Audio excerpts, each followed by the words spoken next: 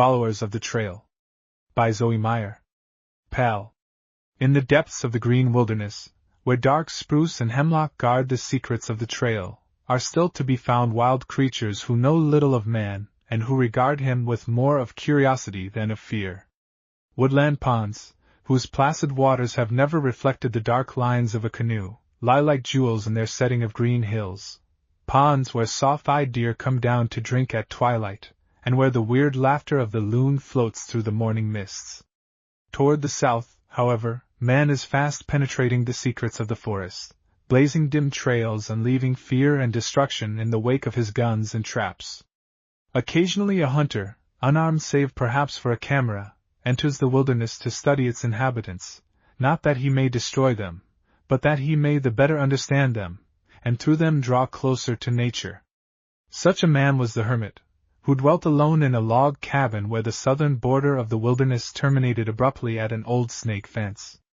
Tall forest trees leaned toward the clearing, and many a follower of dim forest trails approached the fence during the hours of darkness to peer curiously, though somewhat fearfully, at the lonely cabin.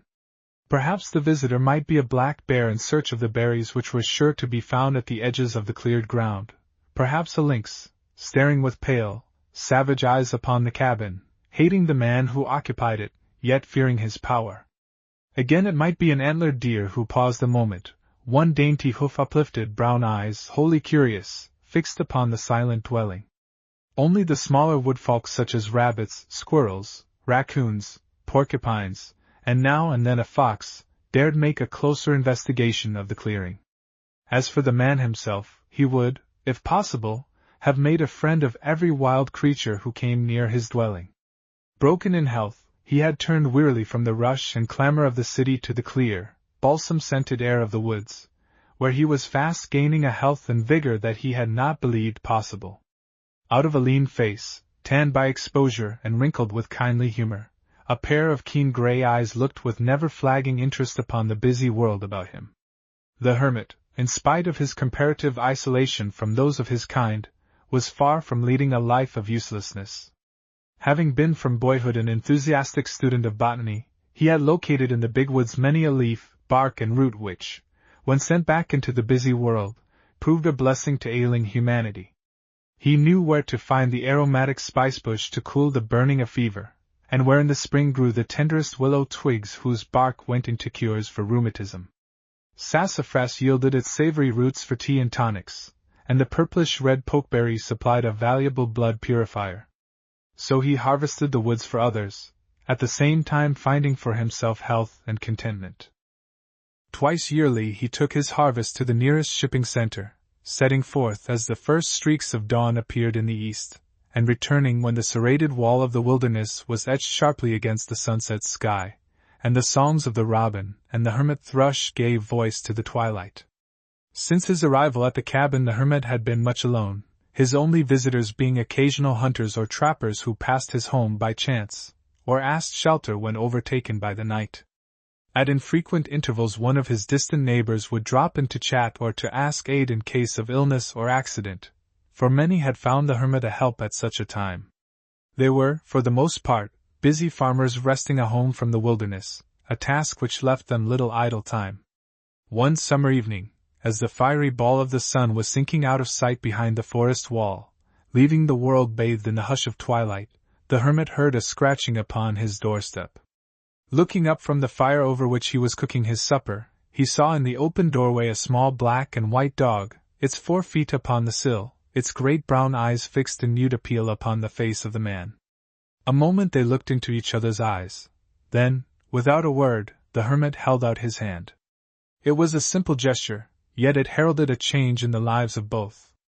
Into the eyes of the homeless dog sprang a glad light, followed by such a look of adoration that the man experienced a warm glow of pleasure. Out of their loneliness each had found a friend. From that day the two were never far apart. When the hermit went into the forest for his harvesting, Pal, as the wanderer had been named, accompanied him, his proud protector. While the man worked, Pal often ranged the nearby woods, his sensitive nose eagerly seeking out the latest news of the wild. Yet he was never out of sound of the hermit's call. To the dog, as to the man, the The woods were a never-ending source of interest, and he seldom offered to molest the wild creatures unless they seemed unfriendly toward his master. Pal would have attacked the biggest beast of the wilderness unhesitatingly in defense of the one who had befriended him. In going about his work the hermit, as a rule, saw few of the forest inhabitants, but from tree or thicket bright eyes were sure to be following his every movement with keen interest. Fear, when once instilled into the wild creatures, is not easily banished, but little by little they came to regard this quiet man as a friend. An instance of their trust was shown one day when, as the hermit worked in his herb garden at the rear of the cabin, a rabbit slipped through the fence. With great bounds the little animal crossed the garden toward him, its ears lying along its back and its gentle eyes wide with terror. The hermit glanced up in surprise, then his face set, and he raised his hoe threateningly. Close behind the fleeing bunny came a weasel, its savage red eyes seeing nothing but its expected prey. In another bound the rabbit would have been overtaken and have suffered a terrible death had not the hermit stepped between with his uplifted hoe. With a snarl the weasel paused, its eyes flaming with hatred. For a moment it seemed inclined to attack the man. At that point Pal rounded the corner of the cabin to see the savage little beast confronting his adored master. The sight aroused all the ferocity in the dog's nature. The light of battle flared in his usually mild eyes and the hair rose stiffly along his back. With a sharp bark he charged. The weasel, seeing itself outnumbered, turned and sped toward the forest, where it vanished with the dog in hot pursuit. The hermit returned to his hoeing, glad that he and Pal had been the means of saving one life from the cruel fangs which kill purely for the lust of killing. On another day the hermit owed his own life to the faithful dog. He had gone some distance into the woods to visit a bed of ginseng which he had discovered a fortnight before. In the rich leaf mold the plants grew lustily, covering the forest floor for some distance with their spreading green umbrellas. With delighted eyes the hermit stood gazing upon his rich find, but when he stooped to ascertain whether or not the roots were ready for drying, his outstretched hand was quickly arrested by Pal's frenzied barking. He quickly withdrew his hand and moved slightly until he could follow the dog's gaze. There, scarcely a foot away, lay a coiled rattler, the ugly head raised. Even as the man looked, the tail sent out its deadly warning. The hermit was surprised but not alarmed, for he had dealt with rattlers before. With one blow of the mattock, which he always carried for digging, the head of the big snake was crushed, and its poisoned fangs buried in the earth. "Good old Pal! You probably saved my life. I would never have seen the reptile in time," the hermit said feelingly, as he patted the head of the gratified dog. The rattles were carried home as trophies and the love between man and dog was deepened, if such a thing were possible. Thus, with long rambles in the forest and with hours of harvesting and drying roots and berries, the days sped by, lengthening into weeks and the weeks into months. Birch and maple dropped their leaves, a rustling carpet about their feet. Wedges of wild geese winged their way southward through the trackless sky, making the nights vocal with their honking. The bear, woodchuck, skunk, raccoon and chipmunk, fat from their summer feeding, had retired to den or hollow tree where they were to sleep snugly through the cold months. Then one night the storm king swept down from the north, locking the forest in a frozen grip which only the spring could break. A thick mantle of snow covered the wilderness over which a deep silence brooded, broken now and then by a sharp report from some great pine or spruce as the frost penetrated its fibers. The sun, which now shone but a few hours of the day, could make no headway against the intense cold, but those creatures of the wilderness which were still abroad were prepared to meet it with warm coats of fur, through which the frost could not penetrate. The hermit and Pal enjoyed the short crisp days and took many a trip into the forest, the man upon snowshoes, the dog with his light weight easily upborne by the crust. Then there were long, quiet evenings by the fire, when the hermit studied and Pal drowsed beside him, one eye on the man, ready to respond to the least sign of attention. At this season of hunger many wild creatures, which in the days of abundance were too shy to approach the cabin, overcame their timidity, to feast upon the good things spread for them about the clearing. The birds, especially, grew so tame that they would fly to meet the hermit the moment he stepped forth. The bolder ones even found a perch on his shoulders or head, chatting sociably or scolding at each other. Occasionally one of the larger animals visited the banquet, and though these were regarded somewhat askance by the regular frequenters, a truce which was never violated held about the food supply. One clear, crisp day in the late winter, when the snow crust sparkled under the sun's rays as if strewn with diamond dust, and the cold was intense, Pal frolicked away by himself into the woods as the hermit was feeding his wild friends. That was nothing unusual, but, as the afternoon wore on and he did not return, his master began to feel a slight uneasiness. Pal had never before stayed away so long. Occasionally the hermit went to the window which looked out upon the dark wall of the wilderness, but there was no movement in its borders, and the cold soon drove him back to his warm fireside. At length, when the sun was well down in the western sky, there came a familiar scratching on the door of the cabin. The hermit sprang to open it, giving a relieved laugh at sight of Pal upon the doorstep. But strange to say, the dog would not enter. With a sharp bark he trotted a short distance down the path, looking back at his master. No, Pal, I don't want to take a walk today. Come in and get warm, you rascal, and give an account of yourself, the hermit called, still holding the door open though the air was chilling. The dog wagged his tail, but made no move toward the house. Instead, he whined, trotted a few steps farther, and looked eagerly back into his master's face.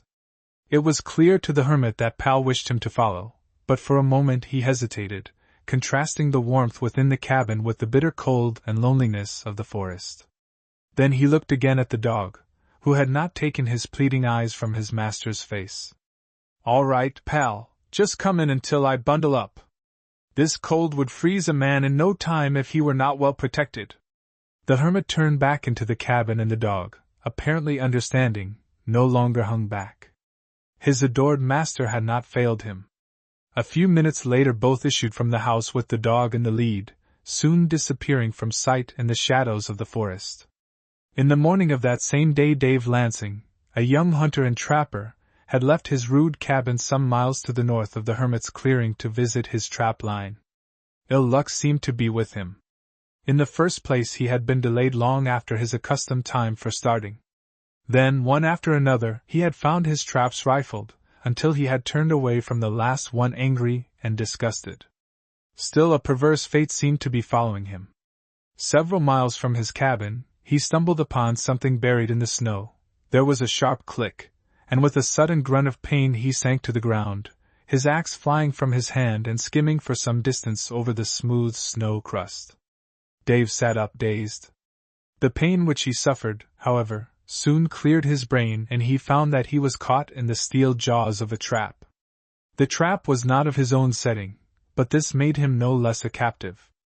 He tried to press open the jaws, but they held stubbornly. Then he remembered his axe. Crawling as far as the trap would permit, he stretched himself at full length upon the snow and reached desperately. The instrument which would have been his salvation was 6 inches out of reach. Moreover, the strain upon his foot was so unbearable that he was obliged to draw back in order to ease it. Now, as the full significance of his plight dawned upon him, even Dave's stout heart quailed. He was helpless to free himself without the axe, and so far as he knew there was no human being within 10 miles of the spot. Moreover, the intense cold was beginning to penetrate his warm clothing. He no longer felt the pain of his imprisoned foot. Circulation had slowed down, and numbness was fast creeping up his limb. He swung his arms and beat his hands upon his breast, but in spite of all he could do, the chill penetrated more deeply into his bones. He realized that if he were not rescued within a few hours he would freeze to death, for no one could long remain inactive in that biting cold. Dave smiled somewhat grimly as he reflected that he was now in the predicament of the helpless creatures which every day perished in his traps. Suddenly his unpleasant thoughts were interrupted by a scratching in the snow behind him, and turning quickly he saw a small black and white dog regarding him in a friendly manner. Dave's heart leaped. Surely, where there was a dog there must be a man. He held out his hand to the dog while he shouted again and again with all his might, waiting breathlessly each time for the answer which did not come. At length he gave up the attempt, and turned his attention to his small companion. It was evident that the dog was alone, but perhaps if he could be made to understand, he might bring help. With this thought new hope returned. Pointing in the direction from which the dog had appeared and looking intently into the great brown eyes, Dave commanded, "Go, sir! Go get your master!" Several times the words were repeated while Pal stood undecided. Then suddenly he seemed to understand and with a joyous bark trotted swiftly away and soon disappeared down a white corridor of the woods. It was not until he had gone that Dave remembered the axe which the dog might have brought to him had he not, in his eagerness, forgotten it. He groaned and buried his face in his hands, but the opportunity was gone and he resolutely fixed his thoughts upon the hope of the dog's return. The woods were very still. As the coppery sun sank lower, it cast long blue shadows upon the snow, while the cold grew more intense. Dave shivered and huddled down as far as possible into his coat. Gradually there grew upon him the feeling that he was not alone, that he was being watched by hostile eyes. A strange prickling of his scalp under his fur cap caused him to turn his head slightly, and so meet the unwinking gaze of a pair of pale yellow orbs. Involuntarily Dave stiffened. The creature's round, moon-like face, gray-brown fur and tufted ears proclaimed it a Canada lynx, one of the most savage of the cat tribe. As a rule, the lynx, in common with other wilderness inhabitants, is shy of man, still he is not to be trusted. The winter had been a hard one, game was scarce and the animal was emboldened by hunger. Moreover, it seemed to know that the man was crippled. Slowly it advanced, its body almost brushing the snow, its huge furry pads making no sound upon the smooth crust, its unwinking eyes fixed upon those of the man. The perspiration stood out upon Dave's forehead as he stared back into the brilliant, cruel eyes of the lynx. He was unarmed save for his hunting knife, a poor weapon against so savage a beast, yet he drew it, determined to die fighting. A few paces away the lynx paused and the trapper could see the muscles of its powerful hind legs gather for the spring. His own muscles braced instinctively to meet it. But strangely the animal's attention wavered. It sniffed the air uncertainly. An instant later there came a furious barking and a yell which seemed to shatter the silence as a delicate vase is shattered by a blow. The lynx shrank back and with one bound melted into the shadows of the forest. At the same moment Pal, closely followed by his master, rushed up and with a friendly red tongue licked the trapper's face. "I didn't know I could yell so," chuckled the hermit. "Like to scared the beast to death. It is a good thing Pal found you when he did, though. You look about frozen." He had picked up the trapper's axe, which he now used to good effect. In another moment the cruel jaws of the trap had been loosened and the foot was free. Though Dave was unable to stand good woodsmen as they were equal to the emergency. The axe again came into play, and on a rude sledge made of thick spruce boughs, the wounded man began the trip to the hermit's cabin, which was nearer than his own. Pal frisked joyously about, now at the head of the little procession, again bringing up the rear, growling deep in his throat at some imaginary enemy of the wonderful beings whom it was his duty to protect. It was some distance through the heavy forest, fast growing shadowy with the coming of night. Before the old rail fence came into view, the hermit was spent with fatigue, while Dave Lansing was all but fainting from the pain of his rough ride. At length, however, the cabin was reached. The almost frozen trapper was gradually thawed out, and his wound dressed, the hermit showing himself wonderfully skillful in the process. This done, the host set about the preparation of supper while Dave lay comfortably in the bunk watching him, with a warm glow of thankfulness for his rescue and a determination to be more humane in his dealings with the creatures of the wild.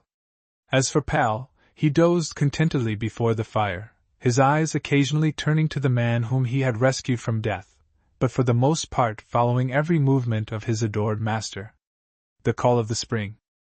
As the days began to lengthen and the sun climbed higher, the forest country of the north stirred under the icy fetters that had bound it for long, weary months, during which the snow had drifted deep and famine had stalked the trails. Under the influence of a warm south wind the sunlit hours became musical with the steady drip, drip of melting snow, while new life seemed to flow in the veins of the forest creatures grown gaunt under the pinch of hunger. Only Cag, the porcupine, had remained full-fed, but Cag had been unusually blessed by a kind providence, in that every tree held a meal for him in its soft inner fibers. It was yet too early to expect the final breaking up of winter. There would still be days when the cold would be intense and snow would drift in the trails. Nevertheless, spring had called, and even the sluggish blood of the porcupine responded. Every day the earth's white mantle grew more frayed about the edges, leaving a faint tinge of green on warm southward slopes. It was on one of these mild days that Makwa, the black bear, shouldered aside the underbrush which concealed the mouth of the snug cave where he had hibernated, and stepped forth into the awakening world. Half blinded by the glare of sunlight upon the snow, he stood blinking in the doorway before he shambled down the slope to a great oak tree where a vigorous scratching among the snow and leaves brought to light a number of acorns. These he devoured greedily and, having crunched the last sweet morsel, sniffed eagerly about for more. Makwa had fasted long, and now his appetite demanded more hearty fare than nuts and acorns. The nights were chill, but each day brought a perceptible shrinking of the snowy mantle, leaving bare patches of wet brown earth. One day Makwa, breaking through a thick clump of juniper bushes, came out upon the bank of the Little Vermilion, its glassy surface as yet apparently unaffected by the thaw. For a moment the bear hesitated, his little nearsighted eyes searching the opposite bank and his nose sniffing the wind inquiringly. Then, as if reassured, he stepped out upon the ice and made for the opposite shore. On the surface the ice appeared solid enough, but in reality it was so honeycombed by the thaw that it threatened to break up at any moment and go out with a rush. Makwa was in midstream when a slight tremor beneath his feet warned him of danger. He broke into a shuffling trot, but had gone only a few steps when, with a groaning and cracking which made the hair rise upon his back, the entire surface of the river seemed to heave. A great crack appeared just before him. With a frantic leap he cleared it, only to be confronted the next moment by a lane of rushing black water too wide for even his powerful muscles to bridge. Makwa crouched down in the center of his ice cake, which was now being swept along in midstream with a rapidity which made him giddy. The weight of the bear helped to steady his queer craft, and unless it should strike another floating cake, Makwa was in no immediate danger. Thus he drifted for miles, while the banks seemed to glide swiftly to the rear and the stream grew gradually wider. At length a faint roar, growing louder every moment, caused Makwa to stir uneasily as he peered ahead across the seething mass of black water and tumbling ice cakes. Suddenly his body stiffened, and his eyes took on new hope. His cake had entered a side current which carried him near shore. Closer and closer drifted the great cakes all about him until at length, with a hoarse grinding, they met, piling one upon the other, but making a solid bridge from shore to shore. The jam lasted but a moment, but in that moment the bear leaped, as if on steel springs, and as the ice again drifted apart and swept on to the falls not far below, he scrambled ashore, panting but safe. Here, with tongue hanging out, he stood a moment watching the heaving waters which seemed maddened at the loss of their prey. Then he turned and vanished into the forest. Makwa now found himself in unknown territory, but, as he managed to find food to supply his needs, he accepted the situation philosophically and was far from being unhappy. One day his wanderings brought him to the edge of the wilderness where, enclosed by a zigzag fence of rails, he caught his first glimpse of human habitation. Concealed in a clump of young poplars, he gazed curiously at the hermit who was chopping wood at the rear of his cabin, and at Pal who ran about, sniffing eagerly here and there, but never far from his adored master. At length one of his excursions into the border of the forest brought to Pal's keen nostrils the scent of the bear. Pal hated bears. The hair stiffened along his back while a growl grew in his throat, rumbled threateningly and broke forth into a volley of shrill barks. "Bear! Bear! Bear!" he called in plain dog language. But the ears of the hermit seemed to be strangely dull and, thinking that the dog had taken up the trail of a rabbit, or at the most that of a fox, he whistled Pal back to the clearing. Pal obeyed reluctantly, stopping every few steps to look back and voice his opinion of the intruder. But by the time he had joined his master, the bear had slipped into the forest. Late that same afternoon, as Makwa stood at the top of a small hill, a bright glitter from a grove of straight, smooth trees below caught his eye. The glitter was alluring and, with no thought save to gratify his curiosity, the bear shambled quickly down the slope and brought up before a tree on the trunk of which hung a small, shining bucket. The sunlight reflected from the tin dazzled his little eyes, while to his ears came a curious, musical plop plop. Without even taking the precaution to glance around him, Makwa reared upon his haunches and examined the pail into which a clear fluid splashed, drop by drop, from a little trough inserted in the tree. A faint but delectable odor drifted to the sniffing black nose of the bear.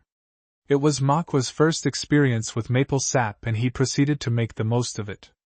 Though unable to reach the liquid, owing to the smallness of the pail, he could easily lick the spile which conveyed the sap from the tree, and this Makwa did with evident relish. His tongue sought out every crevice and even greedily lapped the tree about the gash. Then, growing impatient at the slowness with which the wonderful fluid appeared, he turned his attention to the pail. Makwa wished, no doubt, that several inches might have been added to the length of his tongue, but though that useful member failed him, necessity found a way.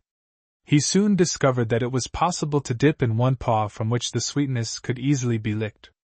However, the pressure of his other paw upon the rim of the pail caused it to tip, and sliding from the spile, it rolled upon the ground. The accident did not dismay the bear. On the contrary, it filled him with joy, for it served to bring the contents of the pail within reach, and he lapped up every drop before it could soak into the earth. The pail, too, was cleansed of sap as far as the eager tongue could reach, though, during the process, it rolled about in a way which sorely tried the bear's patience. At length it came to rest against the trunk of a tree, with which solid backing Makwa was enabled to thrust in his muzzle far enough to lap up the last sweet drops. But alas! When he attempted to withdraw his head, Makwa found himself a prisoner. With the pressure against the tree, the sap bucket had become wedged so tightly upon his head that it refused to come off. Though the bear twisted and turned, banging the tin upon the ground and against trunks of trees, the endeavor to rid himself of this uncomfortable and unwelcome headdress was in vain. Makwa grew more and more frantic, and the din was so terrific that a horrified cottontail, with eyes bulging until they seemed in danger of rolling down his nose, sat frozen in his tracks at the edge of a spruce thicket. The hermit, on his way to inspect his sap buckets, broke into a run. Makwa, in his mad scramble, had paused a moment for breath. He heard the man's footfalls, and the sound filled him with fresh alarm. With a last despairing effort he rose upon his haunches and tugged at the battered pail. This time his efforts were rewarded.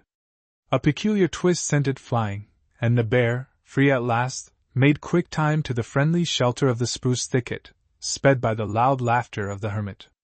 "Guess that bear will never bother my sap buckets again," the man chuckled, as he picked up his bright new pail, battered now past all recognition. On the day following his harrowing experience in the sugar maple grove, Makwa was a much chastened bear, but the incident soon faded from his memory, and he once more trod the forest trails as if they had been presented to him for his sole use by Dame Nature herself. In the swamp the pointed hoods of skunk cabbage were appearing, the heat generated by their growth producing an open place in the snow about them.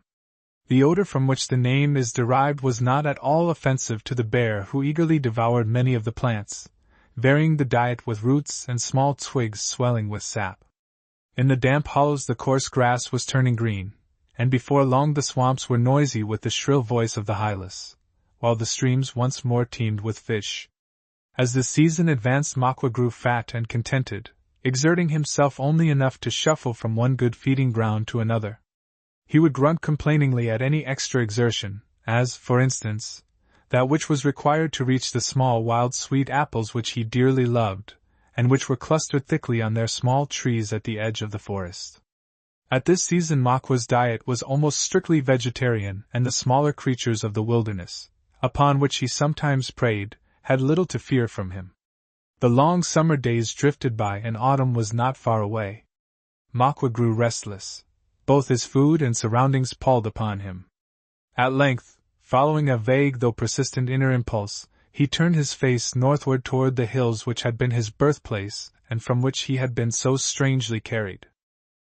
Long before daylight he had taken the trail and, in spite of the protests of his overfed body, had pushed steadily on, pausing at the edge of the tamarack swamp long enough to open with his sharp claws a rotting log that lay in his path, a log which yielded him a meal of fat grubs. Then he shambled on, drawn by some irresistible force. The mist which hung like a white veil over the low ground bordering the swamp was fast dissolving in curling wisps of vapor under the ardent rays of the sun. The forest was alive with bird song. Squirrels chattered to him from the trees and the rattle of the kingfisher was in his ears. But Makwa held a steady course northward, his little eyes fixed on some unseen goal. About noon he came out upon the bank of the Little Vermilion, not far from the place where he had so narrowly escaped death on the floating ice. The roar of the falls came to him clearly on the still air, and the big bears shivered. If he remembered his wild ride, however, the memory was quickly effaced by the discovery of a blueberry thicket, a luscious storehouse that apparently had never been rifled. Makwa feasted greedily, at first stripping the branches of fruit and leaves alike. But at length, the keen edge of his appetite dulled, he sought only the finest berries, crushing many and ruthlessly tearing down whole bushes in his greed to get a branch of especially choice fruit. Then, his face and paws stained with the juice and his sides uncomfortably distended, he sought a secluded nook in which to sleep off his feast. Toward evening, when the shadows grew long and the hills were touched with the red and gold of the setting sun, Makwa again took up the northward trail, to which he held steadily most of the night. Morning found him emerging from a thicket of juniper upon the banks of the river at a place that he instantly recognized as the one from which he had begun his unwilling travels. Turning sharply to the right, the bear's eager eyes discovered the trunk of a hemlock which had been blasted by lightning. Rearing himself upon his haunches against it, and reaching to his utmost, he prepared to leave his signature where he had so often left it, always above all rivals. Ere his unsheathed claws could leave their mark, however, he paused, gazing at another mark several inches above his own. The hair rose along his back and his little eyes gleamed red while he growled deep in his chest, yet, stretch as he would, he could not quite reach the signature of the other bear. Makwa dropped to all fours, rage filling his breast at this indication of a rival and what he considered his own domain. He hurried on, keenly alert, growing more and more incensed at every fresh trace of the interloper. Here he came upon evidences of a meal which the rival had made upon wake robin roots. Satisfied before he had devoured all he had dug, some of the roots still lay scattered about, but, though Makwa was hungry, he disdained the crumbs from the other's table. He dined, instead, upon a fat field mouse which he caught napping beside its runway. Again he pressed on, his anger steadily fanned by fresh evidences of the hated rival who seemed always just ahead. Makwa slept that night in his old den, but the next morning found him once more on the trail of the enemy, a trail which was still fresh. He had not gone far when his rival was, for the time being, forgotten, while he sniffed eagerly at a new odor which drifted to his sensitive nostrils. It was the scent of honey, a delicacy which a bear prizes above all else. At that moment, as if to confirm the evidence of his nose, a bee flew by, followed by another and another, all winging their way back to the hive. The red gleam faded from Makwa's eyes as he followed their flight. Then he broke into a shuffling run as he came within sight of the tree to which the bees were converging from all directions.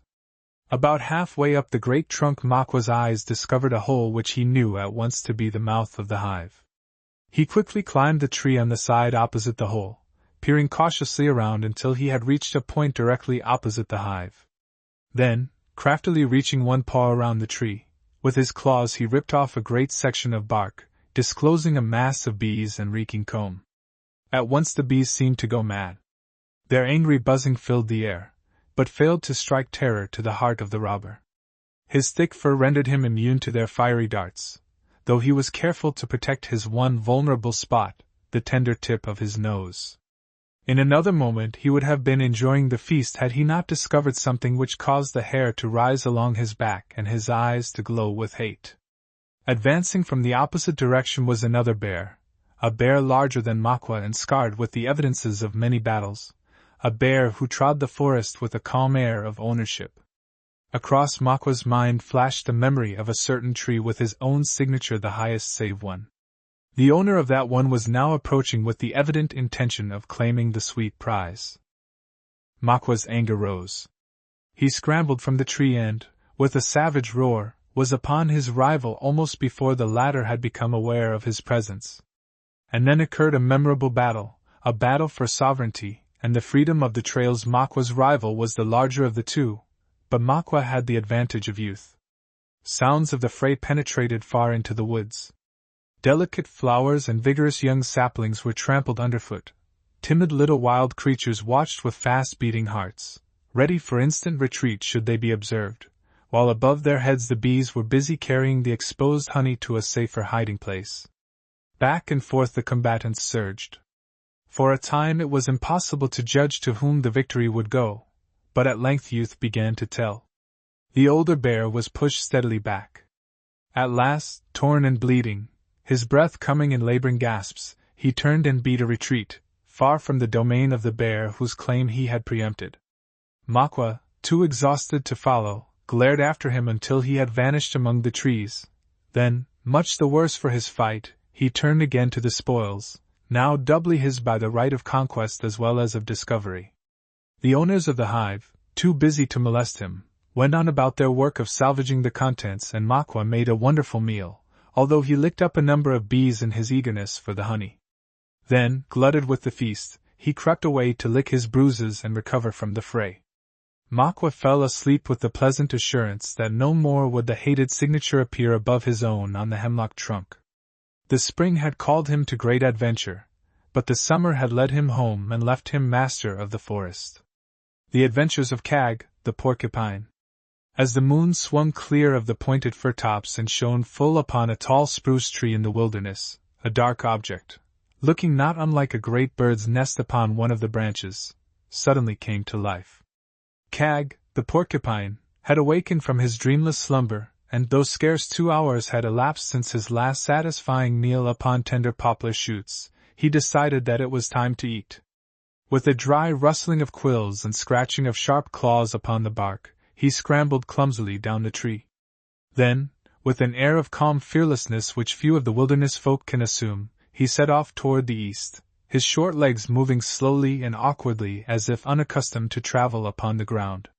Now, when Kag left the spruce tree, it seemed he had in mind a definite goal, yet he had not gone far when his movements took on the aimlessness characteristic of most of a porcupine's wanderings.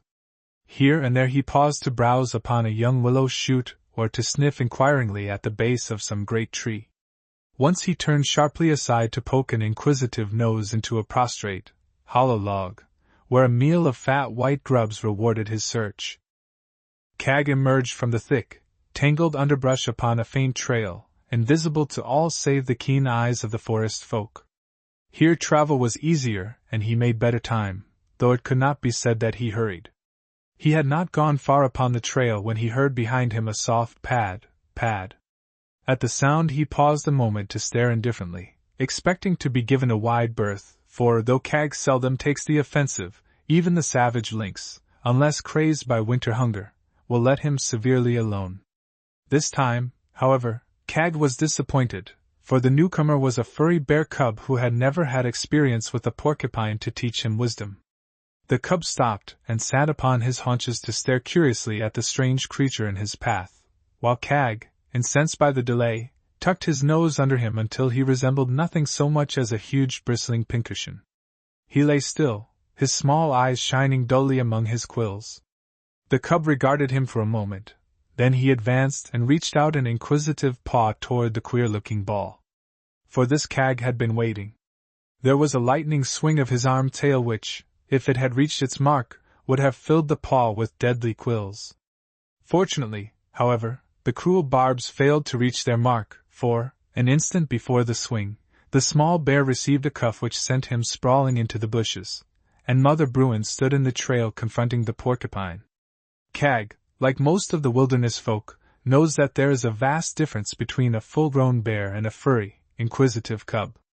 Though he was not afraid, the appearance of the mother bear was more than he had bargained for, and he immediately rolled himself into a ball again, every quill bristling defiantly. The old bear, however, wise in the lore of the dim trails, paid no more attention to him. Calling her cub, she shambled off through the bushes, the youngster casting many a backward glance at this little, but seemingly very dangerous creature. Kag went on his way well satisfied with himself. As before, he traveled leisurely, pausing often to browse or to stare at some larger animal upon whose path he chanced. Of all the creatures of the wilderness, the porcupine seems the most slow and stupid, yet he bears a charmed life. In the woods, where few may cross the path of the hunter and live, the porcupine is usually allowed to go unhurt. Because he can easily be killed without a gun, his flesh has more than once, it is said, been the means of saving a lost hunter from starvation. As a rule, the creatures of the wilderness, too, let him strictly alone, knowing well the deadly work of his quills, which, when embedded in the flesh, sink deeper and deeper with every frantic effort toward dislodgement. Only under the stress of winter hunger will an animal sometimes throw caution to the winds and attack this living pincushion. And then his dinner is usually the price of his life, for there is no escaping the lightning-like swing of the barbed tail. In the course of time Kag came to the edge of a tamarack swamp. Here the ground was soft and spongy. The prostrate trunks of a number of great trees lay half submerged in lily-choked pools, beside which stalks of the brilliant cardinal flower flamed by day in the green dimness. Scrambling upon one of these decaying logs, the porcupine made his way, almost eagerly for him, far out among the lily pads. Kag reveled in succulent lily stems and buds, and as he feasted he uttered little grunts of satisfaction. Here he would probably have been content to spend the remainder of the night had not an interruption occurred. Another porcupine crawled out upon the same log and proceeded confidently toward the choice position at its farther end. At sight of Kag he paused a moment, then he went on, his quills raised. Kag looked up from his feasting, astonished that any one should thus intrude upon his hunting ground. And then on the end of the old log in the tamarack swamp was fought a bloodless battle, a conflict mainly of pushing and shoving.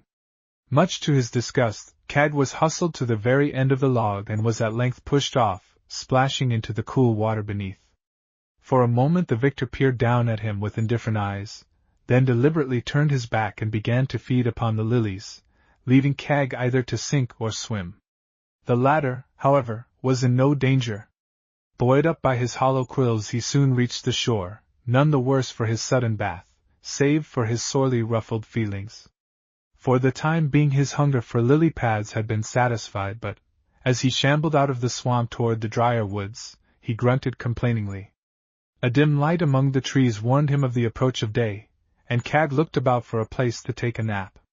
Immediately in his path a prostrate pine trunk with a snug hollow at the center offered an inviting shelter, but when the porcupine poked in his blunt black nose, he found the retreat occupied. A red fox lay curled in a furry ball, fast asleep. Even in slumber, however, a fox is alert.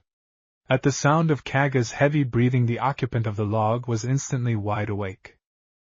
By right of discovery and occupation the hollow trunk belonged to the fox, but Kaga's moral sense was either lacking or undeveloped.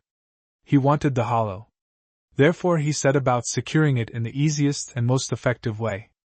By pressing his quills close to his body and backing into the log, the sharp points presented a formidable front against which the fox had no protection. So, as Kag backed in, the fox backed out, incensed but helpless. In a very few moments the porcupine was fast asleep, his conscience quite untroubled. As the sun rose higher, a bloodthirsty weasel thrust its pointed nose into the log and glared with red eyes of hate upon the sleeping porcupine, then went his way, spreading terror and destruction among the smaller wood folk. About noon Kag awoke and, crawling to the opening of the log, looked about him. As a rule the porcupine travels and feeds by night, but Kag was a creature of whims, and he decided that he had been fasting quite long enough. Accordingly he set out in a leisurely search for food, loafing along the base of a sunny ledge of rock. A meal of grubs and peppery wake robin roots left him happy, but still he rambled on, following his nose and alert for any new adventure. Suddenly he lifted his head and sniffed the air. To his nostrils drifted the faint scent of smoke, and smoke in Kaga's mind was associated with campfires and delectable bits of bacon rind or salty wood. For the first time since leaving his spruce tree the evening before, Kag hurried. He blundered along the trail in a way which would have scandalized the other forest inhabitants, among whom silence is the first law of preservation. Near the camp a rabbit had crept timidly from the forest and was sitting erect upon its haunches, its quivering nose testing the wind, its bulging eyes missing nothing that went on around it. Cag paid no more attention to the rabbit than to the bush under which at Saturday he blundered into the camp, from which the hunter was absent in search of game, but the next moment he backed off, squeaking with pain and surprise. He had walked straight into the warm ashes of the campfire. His discomfort was soon forgotten, however, as he came upon a board saturated with bacon grease. Cag's teeth were sharp as chisels, and the sound of his gnawing could be heard far in the still air. He ate all he could hold of the toothsome wood, then started upon a tour of inspection of the camp. An open tent flap drew his attention. Forthwith he walked inside, knocking down as he went an axe which had been propped close beside the entrance. Cag sampled the axe helve and, finding to his liking the faint taste of salt from the hand of the man who had wielded it, he succeeded in rendering it almost useless before his interest flagged. His inquisitive nose now drew him to a small bag of tobacco beside which lay a much blackened cob pipe. Whether Cag did not care for tobacco, or whether some new fancy at that moment took possession of him, no one can tell. At any rate he nosed the pipe from its place, scattered the tobacco to the four winds, and then shambled from the tent and disappeared among the trees.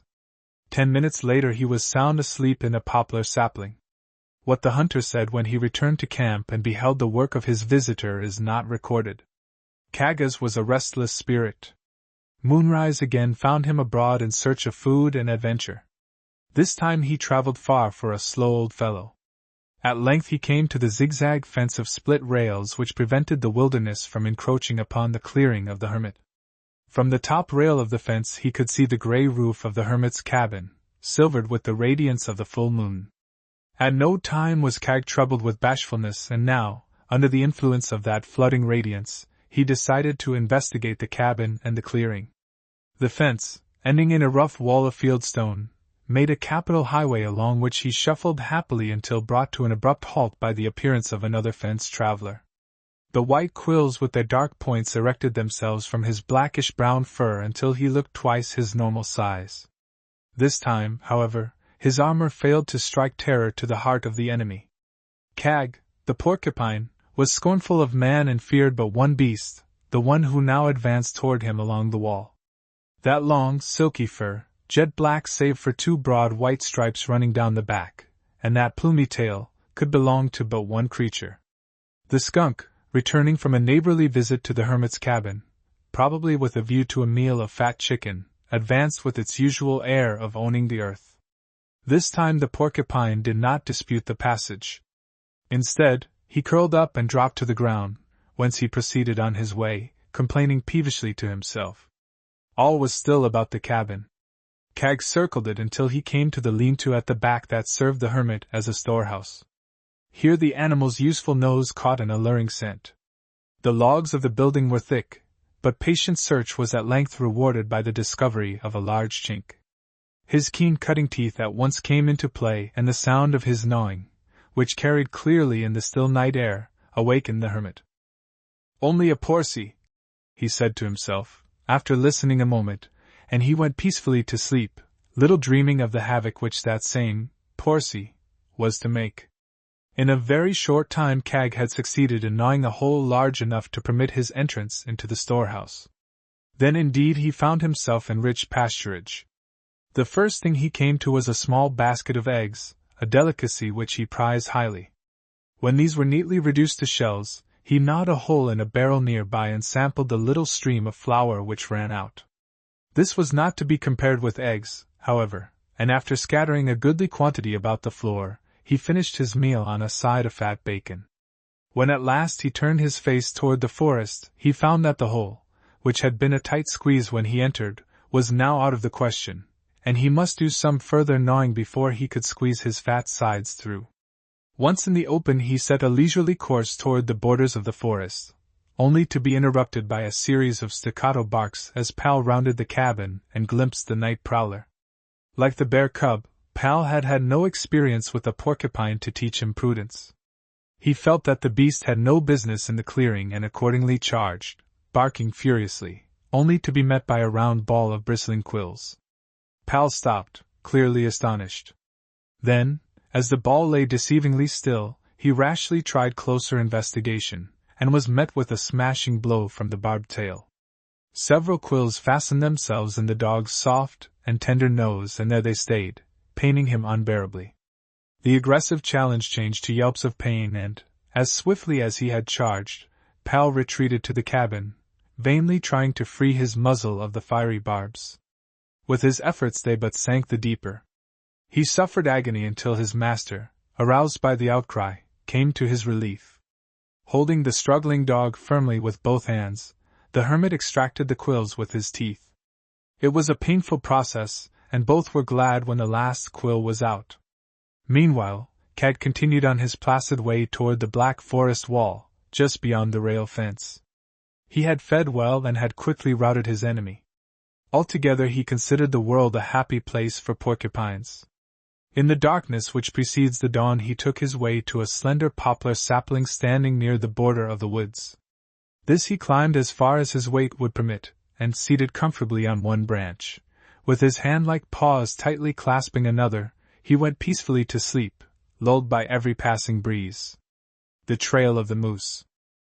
On a bare, rocky promontory far up in the north country, where the turbulent waters of the Little Vermilion cut through lanes of pointed fir and dark spruce, a gigantic moose stood, his ungainly body and huge antlers silhouetted against the sky of sunset. Below him the noisy, hurrying waters were churned into foam over innumerable hidden rocks. To the rear lay the wilderness, green, shadowy and mysterious. The moose was a magnificent beast, the ridge of his shoulders rising to a height of little less than 7 feet. His great antlers, the admiration and desire of every hunter in the Little Vermilion country, showed a spread of almost 6 feet from tip to tip. As if carved from the rock the big moose stood, his eyes on the distant waters, only his ears moving slightly to test the wind. Then, as some vagrant whiff from the gently moving air assailed the sensitive nostrils, or some faint sound reached his ears, the great beast turned and vanished into the forest, as light and soundless as thistledown for all his 1,200 pounds of bulk. Not even a twig snapped under his feet. As night shrouded the dim trails, the moose turned southward through the darkness. In spite of the dense wilderness he advanced rapidly, his huge antlers laid along his back that they might impede his progress as little as possible, his nose thrust upward, sifting the wind. In about an hour he came out upon the shore of a lonely pond among the hills. A faint breeze ruffled the mirror-like surface upon which the delicate white cups of water lilies seemed to hold a light of their own among the dark green pads. With a sigh of satisfaction the moose waded in and plunged his muzzle into the clear water, breaking the star reflections into innumerable points of light as the ripples widened over the pond. For some time he fed greedily, moving slowly along the shore. At times his great head was wholly submerged as his long, flexible upper lip sought out the succulent roots and buds. Again it was raised, while from the gently moving jaws the water dripped with a musical plash into the pond. Suddenly the wilderness was startled from its calm by the appearance of a dazzling finger of light which crept across the pond and came to rest upon the dark bulk of the moose at his feeding. The great beast raised his head to stare into the strange, blinding radiance. He could not see the dark form crouched in the boat behind the light, nor the long, sinister object leveled upon him. He could only stare, fascinated, an easy mark for the hunter behind the jacklight. From the forest in the rear of the moose came a faint sound. It was only the crackling of a twig, yet it served to break the spell under which the beast stood, for in the wilderness the snap of a twig is one of the most ominous of sounds. The animal wheeled sharply just as the hunter pulled the trigger. There was the sharp crack of a rifle which woke the echoes and startled the wilderness into an added alertness, while the ball sped across the water, barely missing the form of the moose. Before the disappointed hunter could again pull the trigger the great beast had reached the shore with a bound and was crashing through the forest, over windfalls and through thickets with the speed of an express train. Lesser wilderness folk watched his flight with startled eyes, keeping well out of his path. Even the fierce Canada lynx knew better than to attack that living whirlwind, though his pale eyes gleamed maliciously, and his claws dug deep into the bark as the moose passed directly beneath the branch on which the big cat crouched. The fleeing animal did not see him. That night, far from the pond, the moose made his bed on a wooded knoll, lying, as is the custom of his kind, with his back to the wind. Should danger approach from the rear, his keen nose would give him warning, while eyes and ears would protect him from anything approaching against the wind. With the first light of day he was on his feet, enjoying a breakfast of birch twigs, obtained by breasting down a sapling and holding it beneath his body while he fed upon the tender tips. His meal finished, he backed off, leaving the sapling to spring up again unharmed. His fear of the night before had vanished, and once more he was lord of the wilderness, a beast to be admired but let severely alone.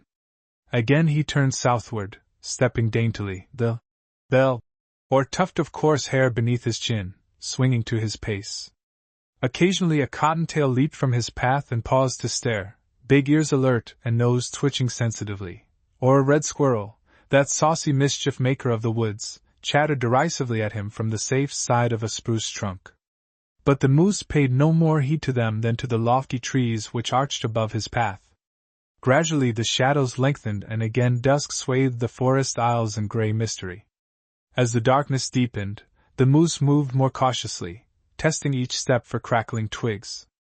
His great head swung much lower than the ridge of his shoulders as he paused occasionally to listen, his grey-brown form melting into the shadows as if he wore a cloak of invisibility. Thus he came again to the wilderness pond where he had so nearly met fate in the form of the hunter's bullet. The glare was gone and peace once more brooded over the placid water. For a long moment he stood upon the bank, listening and looking, then a vagrant puff of air brought to his nostrils a strange odor. His great muscles tightened, but, as no sound broke the stillness, he moved cautiously in the direction of the scent. At the edge of a small natural clearing among the trees he paused to reconnoiter. In the center of the clearing glowed the embers of a campfire, the smoke of which had reached him at the pond. A small tongue of flame occasionally leaped up, illuminating a circle of darkness. On the side opposite the moose lay a still, dark form wrapped in a blanket. For some time the animal stood, the pupils of his eyes contracting or expanding as the glow of the embers waxed or waned. Then a brand in the campfire burned through and broke with a snap, sending up a shower of sparks. Whether the sound reminded him of the rifle report of the previous night, or whether the man smell at that moment startled him, is uncertain.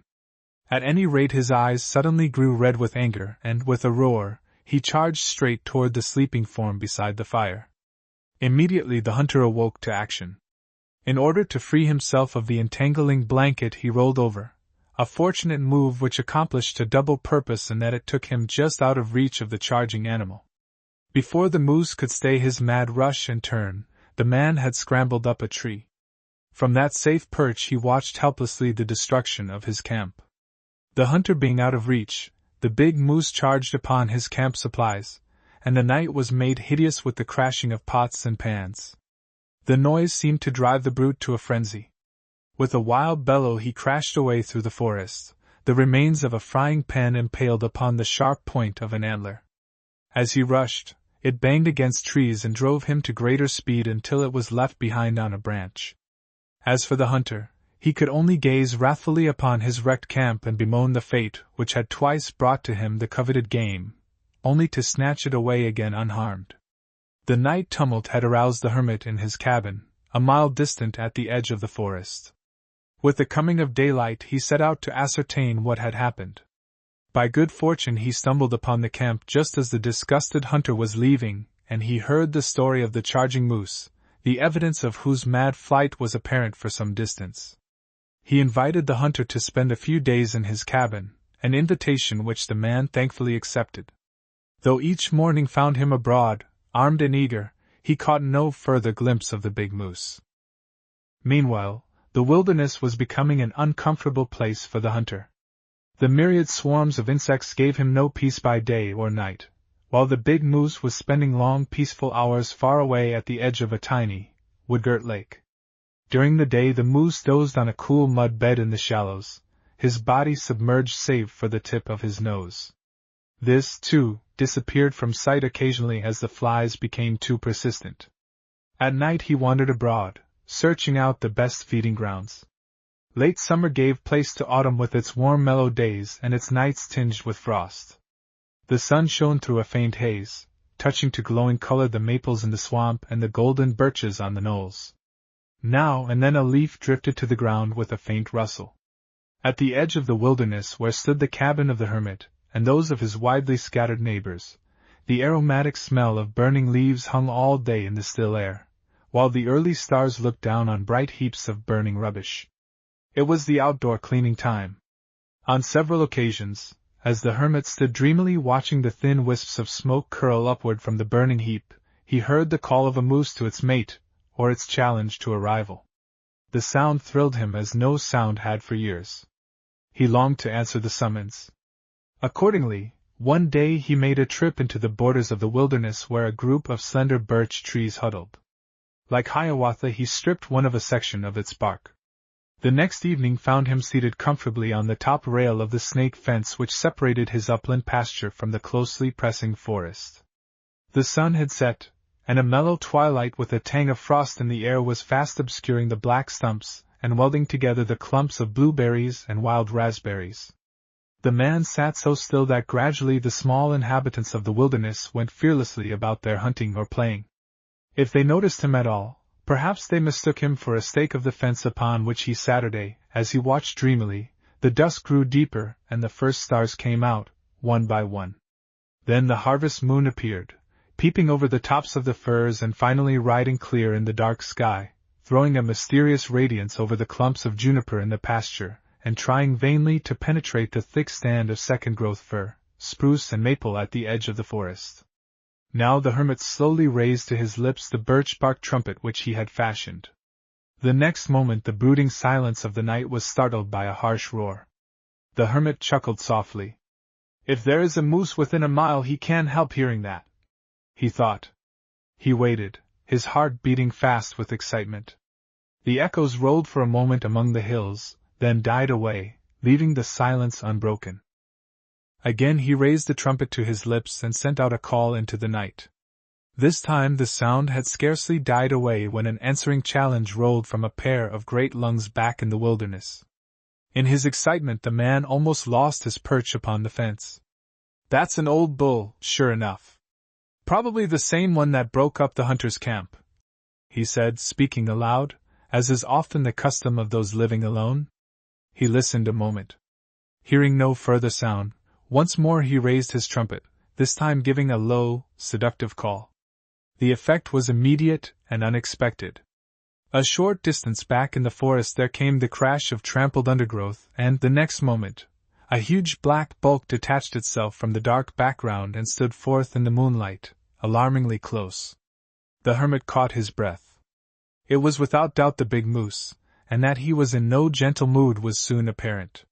He listened a moment, motionless as the trees at his back. Then he brought forth a harsh roar that sent a chill to the heart of the unprotected man. When he had come to the pasture to try his trumpet, the hermit had little expected an answer, or at best had hoped merely to call up a cow moose. Instead, he found himself confronted by the biggest bull moose he had ever seen. Though his heart thrilled at sight of the great head and antlers, he wished ardently that there might have been some stronger protection than the frail fence between them. Absolute immovability was his only hope, and, like Molly Cottontail, he froze. Incensed at the silence where he had expected to find either a mate or a rival, the big moose began to grumble deep in his throat and to shake his antlers threateningly. Then he advanced a few steps. Perspiration stood out upon the face of the hermit, but he made no movement.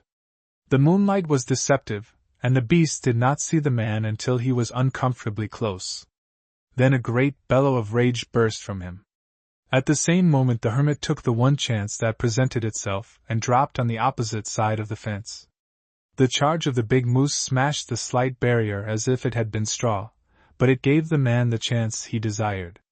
He sprinted as he never had sprinted before to a wild cherry tree which stood in an angle of the fence.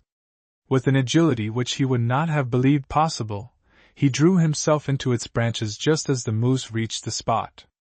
There the hermit sat panting while the animal raged underneath, trying vainly to spear his enemy with the bayonet-sharp points of his antlers. Finding the man out of reach, the moose turned his attention to the fence which he quickly reduced to kindling wood. The hermit could only watch the destruction of that which had taken days of labor. He used vigorously the only weapon which he possessed, his tongue, but the big moose cared nothing for the sound of the human voice raised in protestation. Having vented his rage upon the hapless fence, he took up his position beneath the tree, rumbling threateningly and tearing up the ground with his sharp hoofs, one blow of which would have instantly killed the man. Occasionally he stepped into the fringe of the forest, but at the least movement of his prisoner in the tree he was back on guard, shaking his huge antlers threateningly. Thus the time wore on. As the air grew frostier, the hermit shivered and huddled closer to the trunk of his tree. "Wish I had your hide," he muttered, looking wrathfully down at his jailer. Now and then the hermit could hear Pal howling lonesomely. Fortunately, he had shut the dog up in the house when he set forth upon his rash adventure. "Never mind, Pal," he said aloud. "You may be glad you are alone. I only wish I were." He aimed a vicious kick at the antlers, which were not far below, but was forced to draw up his foot quickly. At last, when the hermit's cramped position had grown distressingly painful, there came a welcome interruption. Suddenly the big moose ceased his pawing and listened intently, his great ears strained to some sound which had been inaudible to the hermit.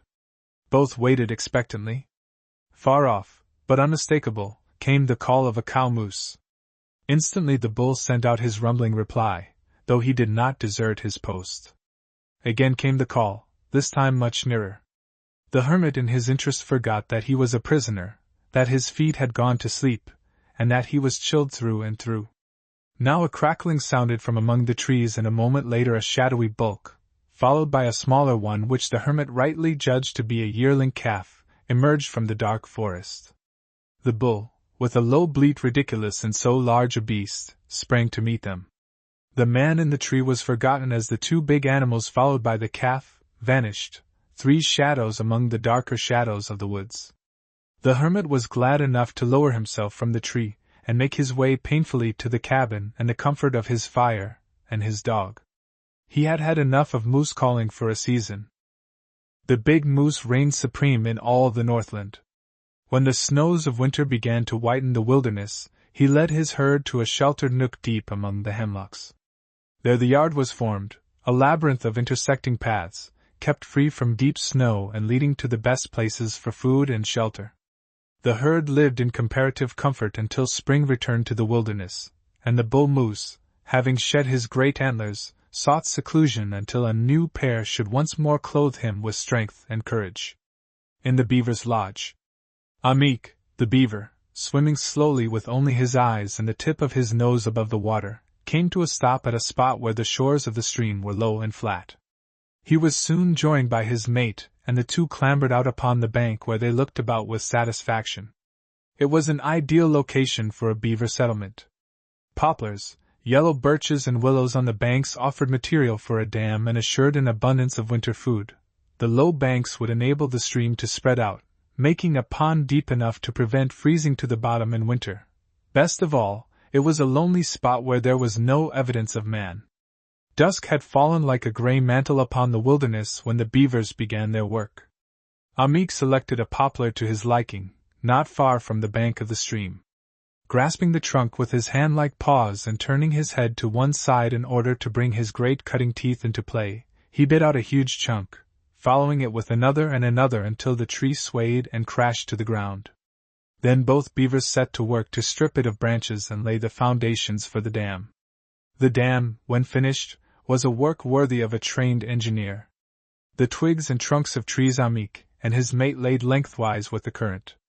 On the upper face, where the force of the water would but drive it the more tightly, the mass was plastered and bound together with a cement of mud and stones, which in the freezing days of winter would become impenetrable. Here again the beavers showed their wisdom by leaving several low places over which the water could trickle, thus relieving the pressure that otherwise would have broken the dam. Now the stream overflowed its low banks, making a deep pond, soon to become the home of pickerel and trout, and of a great colony of water lilies, a delicacy for the beaver larder. The next work was the construction of the lodge, a hollow mound of mud, sticks and stones 12 feet in width and 4 in height, within which was a dry room, its floor safely above the high water mark. 2 passages led to this room, one straight, for carrying food, the other winding.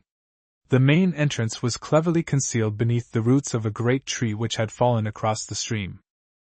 Amik and his mate were soon joined by other beavers, pioneers from farther south, who, finding the spot to their liking, decided to establish a colony. As with the human pioneers, there was a great felling of trees and hours of heavy labor before the dwellings were finished, and the various families ensconced in their snug homes.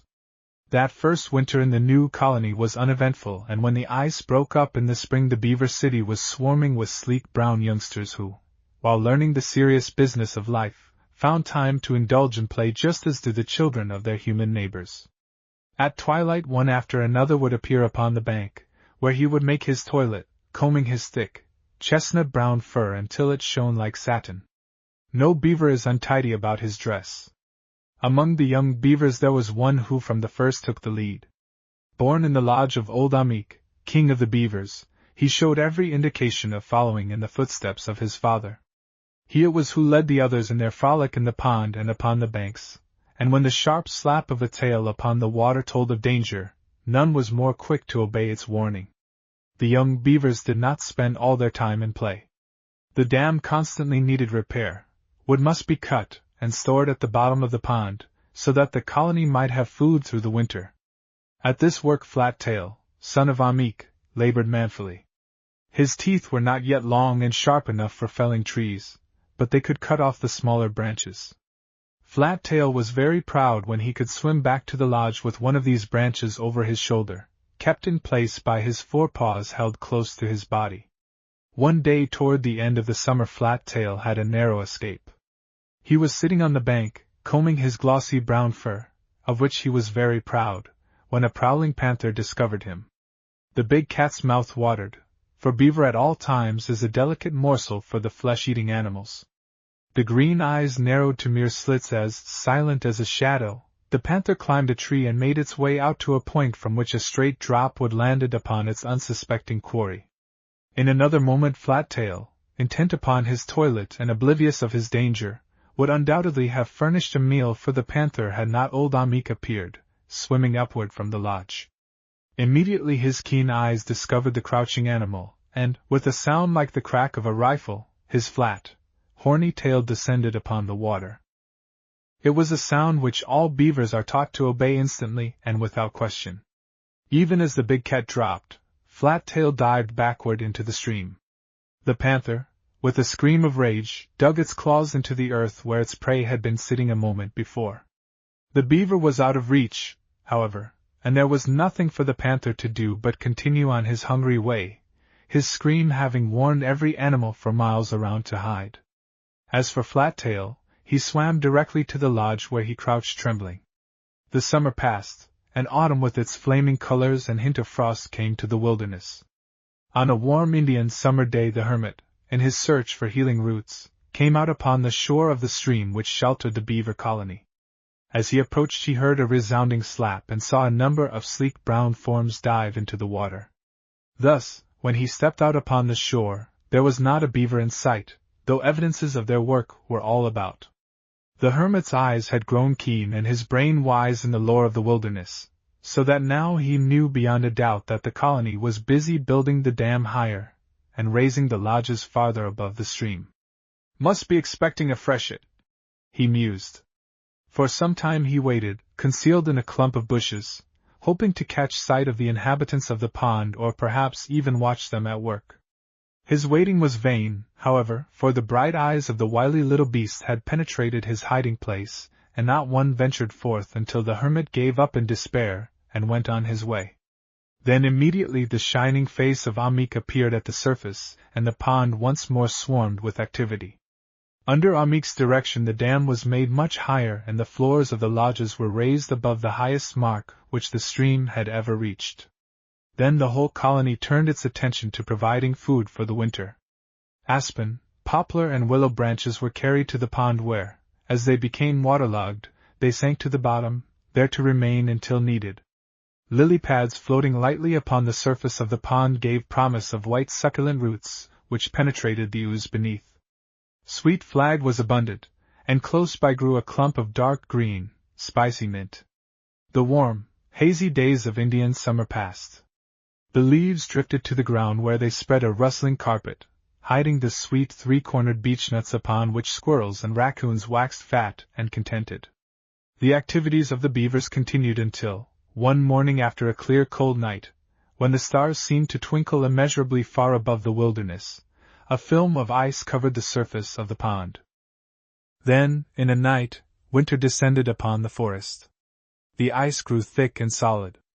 The domes of the lodges froze as hard as stone, and only a thin, almost imperceptible wisp of steam, arising from the ventilating holes, gave indication of the life within.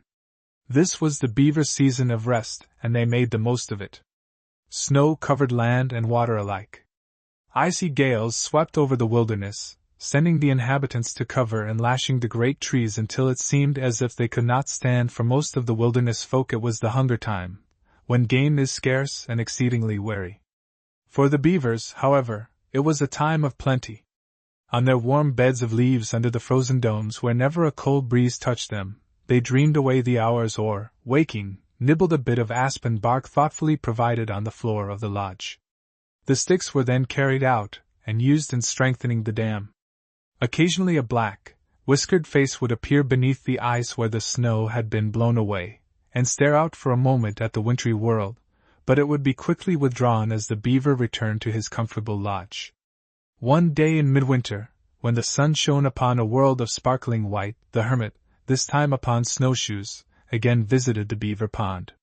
The white domes of the lodges dotted the snowy surface, but there was no sign of life.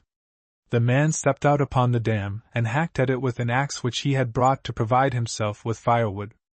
There was no penetrating its stony surface, and, as he looked out across the hard, rounded domes, he smiled to himself, picturing the beavers in their snug retreats.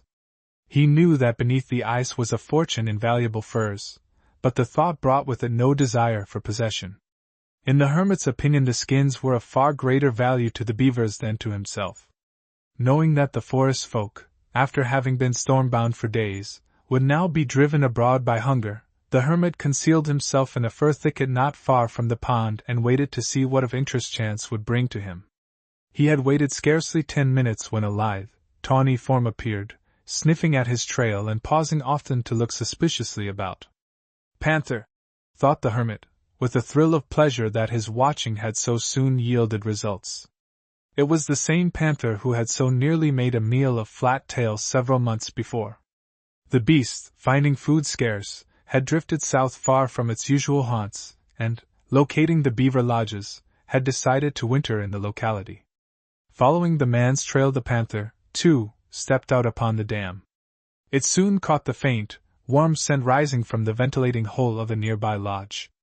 Frantically it dug at the top of the dome, but it yielded no more than had the dam under the man's axe. Baffled, the big cat gave up its useless scratching and again turned to the trail which had led it to the pond. As the beast came nearer, and the hermit realized that it was probably made bold by hunger, he blessed the forethought which had led him to bring his axe along when he left his pile of firewood and struck off through the forest to visit the beaver pond. The panther advanced, its body close to the ground and its great feet bearing it upon the crust as if it wore snowshoes. It was coming uncomfortably close, and the hermit began to experience a creepy sensation. He had little fear that, armed as he was, the beast would dare attack him in broad daylight, but nevertheless it gave him an unpleasant feeling to see his trail stalked. It was evident that the panther had scented him. It stopped and crouched lower, motionless save for the tip of its long tail which waved back and forth in a way which fascinated the man. The beast seemed more curious than ferocious, but in spite of that the hermit thought it high time to create a diversion. Remembering the effect of his shout upon the lynx the day he had rescued Dave Lansing, the trapper, he was about to spring to his feet. Suddenly a deer came into sight, stopped an instant, terrified at sight of its hereditary enemy, and then leaped away with the panther in pursuit. Thus the hermit was left free to return to his firewood and the safety of his cabin. Before leaving, however, he scraped the snow from a spot upon the surface of the pond and, putting his face close to the ice, looked down. Through the clear water he saw the storehouse of the beavers and even caught a glimpse of a brown shadow which at once vanished into a dark passage. But though the man lingered for some time, he caught no further glimpse of the pond's interesting inhabitants. The winter was extremely cold. Many smaller streams and ponds froze solid, though the depth of the beaver pond prevented this calamity. When spring came at last and the ice broke up, the water began to rise. Higher and higher it came, fed by the melting ice and snow toward its source. The homes of the muskrats, some distance farther upstream, were flooded, many of the occupants being drowned and others driven for refuge to higher ground. The beavers had no fear, however, for old Amik had prepared for just such an emergency. Still the water rose. It reached and passed the highest mark that it had attained for many years. And then came the big freshet. The streams became torrents, hurling great masses of driftwood and even trees before them. Constant vigilance on the part of the beavers was required to keep the dam from washing away. When a drifting log or mass of brush caught and threatened to wreck their hope, the entire colony turned out and literally worked like beavers, tearing away the obstruction and allowing it to slide on downstream. Each small leak was found and mended before it had become large enough to be dangerous. The water rose within an inch of the floor of the lodges. The hermit, remembering the beavers and concerned for their safety, made another trip to the pond, noting with anxious eye, long before he reached it, the havoc wrought on every hand by the freshet. It was with a distinct sense of relief that he found the dam still intact and the domes of the lodges still above the water. He paused at some distance from the bank and watched the beavers as they went about their repairs without a thought for his presence. And he marveled anew at their skill and forethought. Still the water rose, spreading out into a vast lake and reaching to the floor of the lodges. Now the beavers became alarmed and watched anxiously. For if the stream rose higher, the dam must go, and the lodges be flooded. The crest had been reached, however, and the flood came no higher. Instead it began to recede, vanishing as rapidly as it had come. It left the low ground around the beaver pond a mass of sticky mud and tangled wreckage. The flood was followed by the opposite extreme and the water fell until it threatened to expose the entrance to the lodges. In that event nothing could have saved the beavers from their enemies. Fortunately, however, the stream soon returned to its normal level and life once more became peaceful for the beavers, though there was much repair work to be done. And so, by his forethought, Amik had saved the whole colony from destruction. The summer was uneventful, but the winter following the great freshet came near being a disastrous one for the thriving colony. 2 half-breed trappers on their way north for furs came upon the pond. As they noted the number and size of the lodges dotting the surface, their eyes shone. Here indeed was a find, for beaver pelts brought much money. They made their camp near the pond and the next morning set a number of snares. The ice was not thick, and it was an easy matter to drive stakes about the pile of wood which was the storehouse of the beavers. The stakes were set so close together that a beaver could pass between in only one place, where a slender, pliant branch had been set. Then the trappers waited, their eyes fixed expectantly upon the tip of the branch which extended above the water. Before long a big beaver left his lodge to visit his woodpile which was also his pantry. Strange to say, it could only be reached in one place. Here there was a slender branch, but the beaver easily pushed past it and entered the trap. As he did so, the tip of the branch quivered and the trappers, knowing their quarry had entered the trap, closed the opening securely with stout stakes. Thus the beaver, unable to escape and reach the air, soon perished miserably and was taken from the water. Several others were taken in the same way before the hermit discovered what was happening and intervened to save the colony. Knowing that sooner or later, unless protected, the beavers would be killed for their pelts, the hermit had made a trip to the city and had purchased the land through which the stream ran. Thus the trappers found themselves poachers and were forced to leave empty-handed. The hermit removed the snares and departed, leaving Amik and his colony once more free to dream away the winter unmolested. Silver Spot. Near the southern border of the wilderness, the aisles of lofty spruce give place to second-growth birch, maple and ash, and these in turn to wild meadows and stumped lots. The country is rugged, broken here and there by upthrusts of gray rock. Protruding ledges shelter dark caves, and protect their moss-carpeted entrances from sun and wind. Dense thickets of pawpaw, hazel and wild cherry offer coverts for the shy and furtive kindred of the forest, goggle-eyed rabbits, restless as wind-blown leaves, mice, with their intricate system of runways among the grass roots, slow-moving porcupines, prickly as huge sandburs, and occasionally a stately buck or savage-eyed Canada lynx. In such a country, in a cleverly concealed den about a mile from the hermit's cabin, Silver Spot was born. A projecting ledge, crowned with hazelbrush, concealed the mouth of the den, which looked out upon a small mossy clearing, sloping warmly toward the rising sun. It was an ideal location, for though it lay so near the outposts of civilization, no human foot had ever trodden the spot until the hermit discovered it quite by accident one day while harvesting a store of golden seal, a root of great value in the drug market. Drawn by the peace and seclusion of this shadowy, green world, he laid aside his mattock and wandered to the edge of the hazel thicket. Thinking the spot a likely one for a fox den, he parted the bushes and, as noiselessly as one of the forest creatures, crept forward until he could look into the mossy clearing under the ledge. He had been there but a moment when out into the sunshine rolled a furry ball which, upon dissolving, proved to be 3 sturdy fox cubs. For a moment they sat on their tails, blinking in the sunlight. Then, as if at a signal, they rose upon their haunches and began a good-natured rough and tumble, biting and clawing as they rolled over and over on the moss. All were appealing, as are young animals that played the world over, but to one the hermit's eyes turned in admiration again and again. He was larger than the others, with a snowy white spot on breast and tail.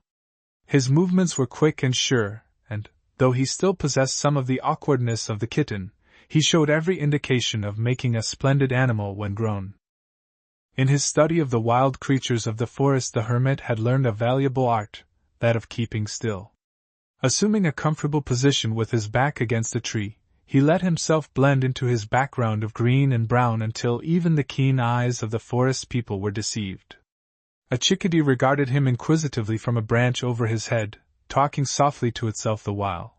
A rabbit, hopping by on some apparently urgent business, came upon the motionless figure, stopped suddenly and then, as the hermit did not move, went on indifferently. It was a busy and interesting world, but the attention of the man was upon the fox cubs. Suddenly the play came to a halt as all eyes turned toward the thicket on the opposite side of the little clearing. Following their gaze, the man saw a full-grown fox standing motionless in the sunlight, a rabbit hanging limply from her jaws. Now a singular thing happened. The cubs, who had made a wild dash toward the mother, stopped abruptly, stood an instant, and then, silent as little shadows, vanished into the dark cave. So far as the hermit could observe, the mother fox had made no sound, yet some communication had passed from her to the cubs and they had instantly and unquestioningly obeyed. The mother stood a moment longer, alert but unmoving, then, instead of entering the den, she slipped away.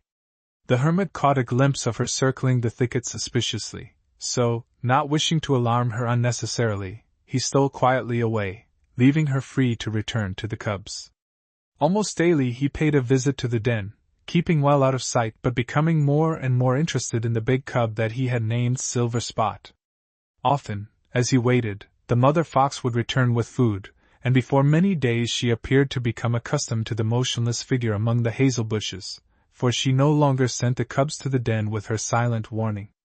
The meal finished, she would lie down in the warm sunshine and let the cubs play rough and tumble games about her, such as those of puppies or kittens. Worrying her plumy tail and tobogganing from her back seemed to be favorite pastimes with 2 of the cubs. Silver Spot had a mind of his own and would sometimes wander alone to the edge of the clearing, his attitude expressing intense interest in the world beyond. He never went farther, however, for his mother, apparently engrossed in the play of the others, would suddenly raise her head and look intently at the big cub, who would at once return to the family circle. The hermit could but wonder at the perfect understanding which needed no sound audible to human ears. The cubs grew fast, but Silver Spot outstripped the others. His fur grew long and thick and glossy, his brush magnificent. His trim, pointed ears allowed nothing to escape his active brain. The family, when grown, soon separated, but Silver Spot, much to the satisfaction of the hermit, remained near the home den. Occasionally Pal, in his private explorations into the edge of the forest, would take up the trail of the fox. At such a time it would have been difficult to decide which animal more enjoyed the chase, the dog or the big fox. Silver Spot possessed an abundant share of that alertness and sagacity necessary to a fox or any other animal in the wilderness. He did not fear the dog, but seemed to enjoy making the trail as complicated as possible, while Pal, nose to the ground, would patiently follow its intricacies. Solemnly the fox would trot around in a large circle, then, leaping as far to one side as possible, would saunter off with an amusing air of indifference, pausing to listen for mice or rabbits. Later, round and round in the circle would go the dog until, becoming aware of the deceit practiced upon him, he would range the neighborhood until he struck the scent. Often the fox doubled on his trail. From a ridge some distance away he would sit down and watch his puzzled pursuer, who was always it in this game of tag. One day, from a slight elevation, the hermit followed the course of such a race as well as was possible in the heavy forest. Pal had profited by his experience and was, the hermit concluded, giving Silver Spot a stiff run. As the man stood leaning comfortably against the tree, though he had caught no glimpse of the fox, he could hear the dog coming rapidly nearer. Then suddenly Silver Spot, with the lightness of a wind-blown leaf, drifted into view a few paces away among the trees. He paused at sight of the man. As the beast stood, alert and graceful, one paw daintily lifted, with no sign of fear in the eyes which questioned the motionless figure, he made a picture which the hermit carried in his mind for many a day. From his brief survey the fox evidently decided that the intruder was quite harmless and consequently uninteresting. Though the dog was hot on his trail, Silver Spot paused a moment longer to give an unhurried look about him. A little to one side lay a tree which, in falling, had lodged among the branches of its neighbor. At a point where it was raised about 4 feet from the ground Silver Spot leaped upon it, and thence into the middle of a little forest stream beneath. In another moment he had disappeared, keeping to the water which he well knew would leave no telltale scent. He was scarcely out of sight when the dog appeared, passing his master as unheedingly as if the latter had been a part of the tree against which he leaned. At the foot of the inclined trunk Pal stopped, plainly puzzled. No trace of the alluring scent could he catch, though he eagerly nosed all about the tree and even partly up the trunk. Not having the agility of the woodland creature, however, he could not proceed far enough to recapture the scent. So he was obliged to content himself with ranging the neighborhood in the hope of picking up the trail, a fruitless search from which he was at length recalled by the whistle of his master. And though the trail invariably ended in some such manner, Pal never seemed to weary of the chase. As a rule a fox frequents a somewhat restricted territory in which, if he is strong enough, he rules supreme, driving away all trespassers. Silver Spot, however, was an unusual fox in many ways and often demonstrated his individuality by wandering far afield. Late one afternoon, while ranging the woods several miles to the east of the home den, he paused beside a clear forest stream to drink. As he raised his head from the refreshing water, his alert ears caught a faint stir. Soundless as a shadow he melted into the bushes at his back just as a queer procession came into view. At the head, advancing with an air of slow dignity, walked a shining black animal with 2 broad white stripes down her back and fur so long that it rippled silkily in the breeze. Behind, in a row, came 5 little ones, exact counterparts of their mother. Upon a flat stone at the edge of the stream they all crouched for a drink. Silver Spot did not offer to molest them, but watched curiously as, their thirst quenched, they again took up their slow march. He even followed at a discreet distance, watching the youngster who brought up the rear and who often had to be hustled back into the line from which his curiosity had led him. Night found Silver Spot in an upland pasture at the edge of the forest, a place of black stumps and thickets of juniper and wild berries, silvered over with the radiance of the full moon. He drifted lightly across the pasture, alert for any adventure which the night might present, and brought up beside a rude building from which came an enticing odor. Silver Spot had not tasted chicken since, as a cub, he had rushed to meet his mother returning from a foraging expedition, but the recollection of the delicacy was still strong with him. He worked industriously, and before long dug out an entrance under the building. Then, before the plump hen which he had selected could wake and cry out, Silver Spot had killed her, and was out and away. he traveled swiftly and, safe in his own den, enjoyed the feast. Having acquired a taste for plump chicken, Silver Spot decided to revisit the henhouse the following evening. This time, however, his intentions were thwarted in a way which almost put an end to his career. Eyes other than those of the hermit had been watching the growth of Silver Spot, eyes burning with greed when they looked upon his handsome coat. For such as this sold for much money in the city, and the desire for money left no room for pity or admiration for the animal in the mind of the half-breed, Sam. He had bided his time, but now, though it was not the best time for furs, he dared wait no longer. Very soon he was to guide a party of hunters and fishermen far into the north, and he must take the fox now or never. Most cunningly he had baited and concealed his trap, which had been purged by fire of all human touch. Then he had scented the ground all about with the carcass of a freshly killed chicken. Thus Silver Spot, the memory of his feast still upon him, caught the alluring scent. Swerving from his path, he was suddenly caught in the steel jaws which closed with an ugly click. The big fox was a prisoner, the victim of a trapper's greed. He tore savagely at the thing which held him, straining every effort to gain his freedom, but without avail. The trap seemed only to close more tightly, cutting through fur and sinew, staining the ground red. At length, exhausted, he sank down in the leaves only to rise again and again to renew the struggle. The hours dragged on. He was hungry and unbearably thirsty, with water only a few yards out of reach. His brave heart almost failed him, but as the darkness began to pale and the wilderness to waken, desperation gave him fresh courage. He set his sharp teeth upon the imprisoned foot, and at last was free once more, 2 toes missing. He took a long drink from the stream before limping off to his den, where morning found him licking his wound, thus cleansing it of all impurities and assuring a swift recovery. A few hours later the half-breed visited his trap, where his keen eyes read correctly the evidences of the night's struggle. Sorely disappointed, he returned to his cabin, save for the trap, as empty-handed as he had left it. For a time the big fox was lame, but nature soon healed the wound and he was able once more to roam the forest as free as the air itself.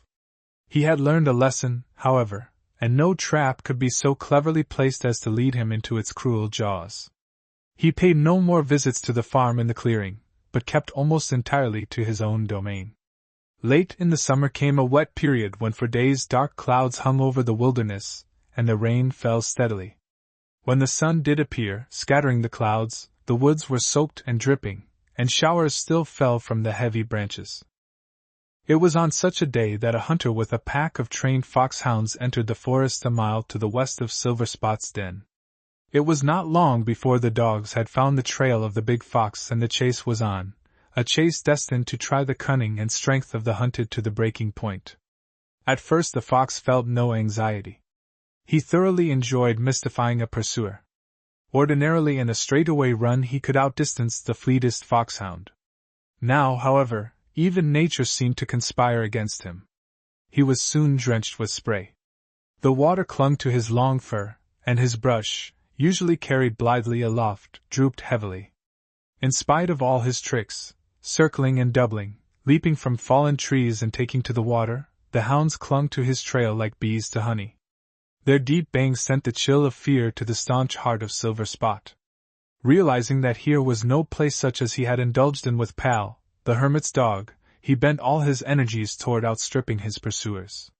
For a time he kept well ahead of the dogs, but at length, as his old wound made itself felt, the pace began to tell upon him. His tail drooped lower until it all but swept the ground, while with it the courage of the fox seemed to fail. His breathing became labored. His footpads were cut by thorns and sharp sticks, leaving now and then a trace of blood upon the moss.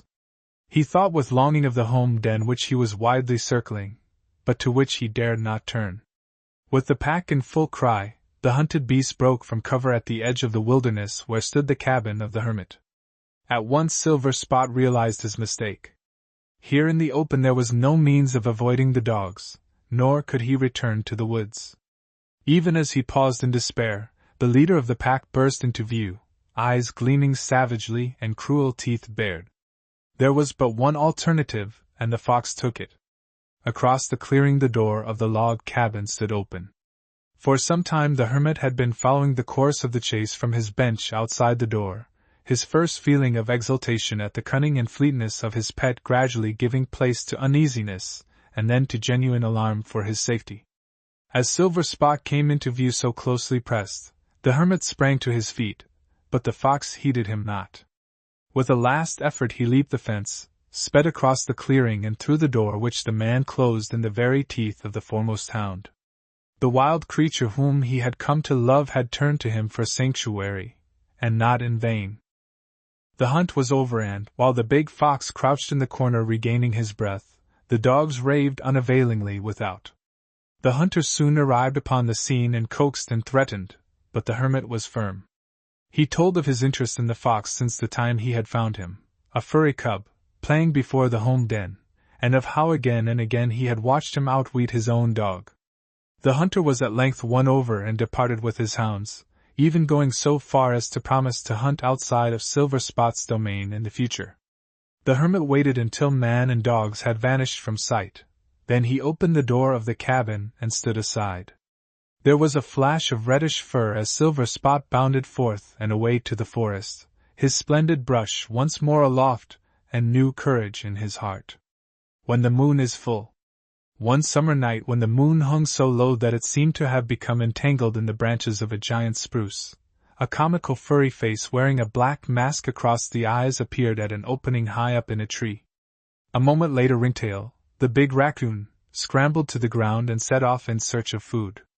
His brown fur was long and thick, and his big tail with its 7 dark rings was the pride of his heart. In the wilderness, life is a serious business, yet the big raccoon enjoyed to the utmost the blessings which Providence had heaped upon him. Not far from the home tree lay a tamarack swamp to which Ringtail now made his way, having in mind a certain still, deep pool, bordered with rushes and lilies and teeming with fish, frogs, and tadpoles, fair beloved of raccoons. While yet some distance from the pool he could hear the chorus of the frogs, the shrill tenor of the smaller ones accented at regular intervals by the deep bass of bullfrogs, and at the sound his mouth watered in anticipation. Stealthily though Ringtail advanced, sharp eyes noted his approach. The chorus stopped abruptly, and when he stood upon the edge of the pool not a frog was to be seen. The raccoon, however, being wise in the ways of frogs, was not discouraged. He crept out to the tip of the half-submerged log, where he crouched, prepared for the long and patient wait which is so often the price of a meal in the wilderness. As he had hoped, the inhabitants of the pool soon forgot the presence of the motionless animal, taking him for a part of the log upon which he crouched. Gradually the chorus was resumed, at first on the farther shore, then coming nearer until, close at hand, sounded a hoarse, deep bellow which betokened the presence of a big bullfrog. Ringtail's mouth watered afresh, but he moved not so much as a muscle. The frog was as yet too far away to risk a catch. A moment later its bulging eyes appeared, almost under the nose of the raccoon. Quick as a flash a little black, hand-like paw was thrust into the water and the big frog was flipped out upon the bank. Having secured it, Ringtail returned to the tip of his log where he proceeded to dip the body of the frog into the water again and again until every speck of leaf mold and dirt was washed away. Then he dispatched it with great relish. As the commotion had disturbed the rest of the inhabitants of the pool, Ringtail now wisely turned his back upon the swamp and set out for fresh hunting grounds. He wandered through the forest until he came to the bank of a clear stream which he knew of old to be well stocked with fish. Owing to recent rains at its source the stream had risen and the current was swift and strong. In the shallows where it had spread over its low banks, Ringtail found an abundance of food and fed daintily. Each morsel was thoroughly washed before he swallowed it, a habit of all raccoons, even though the morsel may have only that moment been taken from the water. Ringtail's feast suffered a sudden interruption. A few paces farther on another raccoon had been having a similar meal when Ringtail appeared. Now the first comber believed the feast to be his by right of discovery, and therefore advanced threateningly upon the intruder. Ringtail was surprised but not disturbed. Fighting was almost as much fun as feasting. Accordingly, when the other animal appeared ready to quarrel, Ringtail, although he had eaten all he desired, advanced joyously to the fray. The two were evenly matched and for a time they rolled about, locked in each other's embrace, either gaining the advantage. A porcupine dawdling along the trail stopped to look at the belligerents with cold little eyes. Then, grunting disdainfully, he waddled to the edge of the stream to see what prize could be worth so great an exertion. As they fought, the raccoons drew nearer and nearer to the porcupine, who did not offer to move. Another lurch would undoubtedly have brought them into contact with his bristling quills had they not in the nick of time discovered their danger. Instantly they separated and leaped back. The leap brought them to the slippery mud at the edge of the stream, and the next moment both rolled helplessly into the flood. They rose gasping, but the current, which at that point set well in toward the bank, seized and bore them struggling for some distance before they managed to scramble upon a large branch that the stream was carrying. There they clung, all desire for fight wiped out by the sudden plunge. For a time they rode, looking longingly at the banks which seemed to glide rapidly to the rear. Then their queer craft was swept into a side current and grounded, while the raccoons lost no time in wading to shore. On the bank they cleaned and smoothed their bedraggled fur until it was once more dry and fluffy. Then, without a backward glance, each hurried away, Ringtail to his home tree, where he arrived just as the rosy fingers of dawn appeared in the east. The warmth of his snug hollow felt very grateful after his sudden immersion and his ride in the cool night air. The next night found Ringtail entirely recovered from his adventure, and once more abroad. He wandered until he emerged from the forest at the edge of a bit of cleared ground. Before him lay a moon-washed open space, and beyond that rose tall, green ranks of corn, a sight that filled the raccoon's heart with joy. He quickly crossed the clearing and, bearing down a stalk, stripped it of its husk and sank his teeth into the milky kernels. Ringtail dearly loved sweet corn, and he ate until his round, furry sides were distended, and he could hold no more. Then he ran up and down through the rustling field, bearing down great quantities, merely sampling their sweetness and leaving behind a wide swath of ruin. The next morning, when the farmer beheld the work of destruction, his wrath was great, and he vowed vengeance upon all the raccoon tribe. That night he lay in wait at the edge of the field with his gun. No marauder appeared, yet in the morning he found that a new section had been visited. It looked as if a dozen raccoons had feasted. A grand hunt followed, but Ringtail, safe in his hollow tree at the edge of the tamarack swamp, heard the distant barking of the dogs without alarm. The hunt swept off in another direction, and quiet again fell upon the wilderness. Thus the summer with its long, sunny days and velvety nights sped by and was succeeded by the moon of falling leaves. The air was tinged with frost, and the forest flamed with color. The cornfield no longer held a lure for Ringtail, but the beech trees were dropping their little, three-cornered nuts, and the big raccoon was still fat and happy. Late one night, when he had feasted well and was making his way slowly homeward, he heard the barking of a dog. He paused in the trail to listen. His sharp ears soon assured him that but a single enemy was upon the trail, and he started on again, not at all alarmed. He made good time for so fat a fellow, but it soon became apparent that he would be overtaken before he could reach the home tree. Accordingly he sought out a large beech tree and, backing up to its great trunk, waited for his foe. He did not have long to wait. A black and white dog soon burst into view, nose to earth, and almost ran into the waiting Ringtail before he became aware of the raccoon's presence. With a yelp of surprise, Pal halted so abruptly that he skidded in the dry leaves, while the big raccoon hissed warningly. For a long moment the two eyed each other, each seemingly unwilling to offer the offensive. Pal barked sharply, but the sound produced no effect upon the raccoon. Then the dog began circling the tree. Ringtail circled with him, always presenting a formidable front. Ordinarily the peace-loving canine would hardly have attacked the raccoon, but the madness of the season was racing in the veins of the hermit's dog, and he longed for heroic adventure. So, after slowly circling the tree several times, he threw caution to the winds and closed in. Ringtail was ready, and for a time there was an inextricable tangle of raccoon and dog. Then Pal backed off, bleeding in several places, while the big raccoon, panting and disheveled, still stood with back against the tree. For a moment the two glared at each other. Then Pal's look wavered. He glanced up into the tree and thence into the forest. Then he yawned as if he had lost all interest in the affair, and trotting off, was soon out of sight among the dark trees. Ringtail was free to continue his way homeward, limping slightly but proud of his victory. Before going to sleep he spent some time cleansing his matted fur and restoring it to its usual soft and lustrous state. A few nights later Ringtail met with a strange adventure, one which left him thoroughly puzzled. He had left his hollow tree early in the evening, very hungry after his hours of fasting. Coming upon a bed of wake robins, which covered the forest floor with their spotted leaves, he stopped to dig up a few of the peppery roots. Washing them in a nearby stream, he devoured them, blinking his eyes comically over an unusually hot one. Then he wandered on in search of beechnuts, his appetite only made keener by this peppery salad. Not far from the rail fence which guarded the clearing of the hermit, he came upon a little open glade carpeted with moss and surrounded by great trees.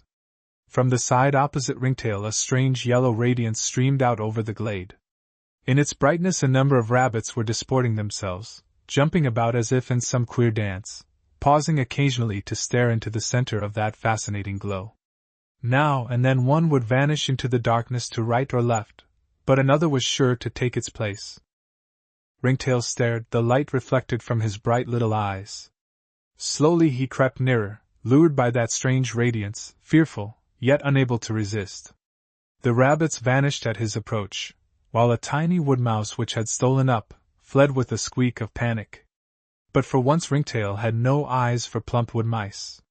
He stared a moment, then moved aside into the darkness where his eyes were not so blinded, and looked about him. The light came from a small object set upon the ground. Ringtail walked all around it, passing within a few feet of a spot where the hermit sat concealed in a thicket of wild cherry. The man had secreted himself behind his dark lantern in such a way that the wind would blow toward him, so no scent of human presence reached the inquisitive raccoon, who continued his cautious circling until he emerged again into the radiance of the lantern. His fur bristled and the rings upon his tail stood out sharply, while his queer little masked face held such a puzzled look that the hermit chuckled to himself. "You would make a fine pet, old Ringtail, but I suppose it would be a shame to deprive you of your liberty," thought he, as he looked admiringly at the big animal. His experiment with the light was proving even more successful than he had hoped. For some time Ringtail remained in the vicinity of the light, generally just out of its glow. Several times he circled the lantern, regarding it curiously but keeping at a respectful distance, for it much resembled a trap. At length, however, the pangs of hunger asserted themselves and he went on his way reluctantly, looking back often until the strange glow was hidden from sight. Beechnuts were forgotten, but he made a satisfying meal on fresh-water clams and several big, juicy tadpoles before he turned his face toward the home tree. By going some distance out of his way he came again to the little open glade. This time it was illumined only by the radiance of the harvest moon, a radiance very familiar and therefore not particularly interesting to the big raccoon. The night was far spent when he reached his hollow tree and climbed to his doorway. There he was sharply silhouetted for a moment against the low-hanging moon before he vanished into the friendly darkness. The bottom of the hole was made soft with a thick covering of leaves into whose warmth Ringtail sank with a sigh of content, and at once fell asleep. The first dull cold days, heavy with their hint of coming snow, found the big raccoon fat and sleepy, ready to go into winter quarters. Ringtail seldom braved the gales of winter. He was an indolent, peace-loving fellow, who would not have been able to cope with the hunger and cold of the snowy months. The home hollow was not quite deep enough to suit his fancy, so for one whole day he wandered about, investigating tree after tree before he found one to his liking. Occasionally he would enter a hole to find it occupied by another raccoon who only looked at him sleepily and went on with his comfortable doze. All day dark clouds had hung over the wilderness.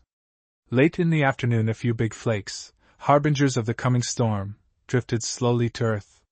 The sight caused Ringtail to hasten his investigations and at last he discovered a place quite to his liking. It was a warm deep hollow, well up from the ground in a big beech tree, its doorway opening toward the south. When Ringtail poked in his furry face, he found another raccoon already in possession of the snug hollow, but this fact did not trouble him at all. He slid down into the hole, which was carpeted almost a foot deep with beech leaves, and instead of resenting the intrusion, The other raccoon only sighed comfortably and went back to sleep. Ringtail squeezed his big body into the warm bed of leaves, cuddling his nose into the thick fur of his bedfellow, and protecting his feet with his own bushy tail. And there the two slept contentedly, a furry brown ball, until the warm spring sun peeping in at their doorway called them forth. The further adventures of Ringtail, the raccoon. Late one summer afternoon a hush lay over the wilderness. The air was so still that even the poplar leaves, which move at the slightest breath, hung motionless. The swamp steamed in the heat, and even in the more open forest the air was sultry and oppressive. Birds and wild creatures waited panting for the relief of darkness, seeming to move more silently and furtively than usual.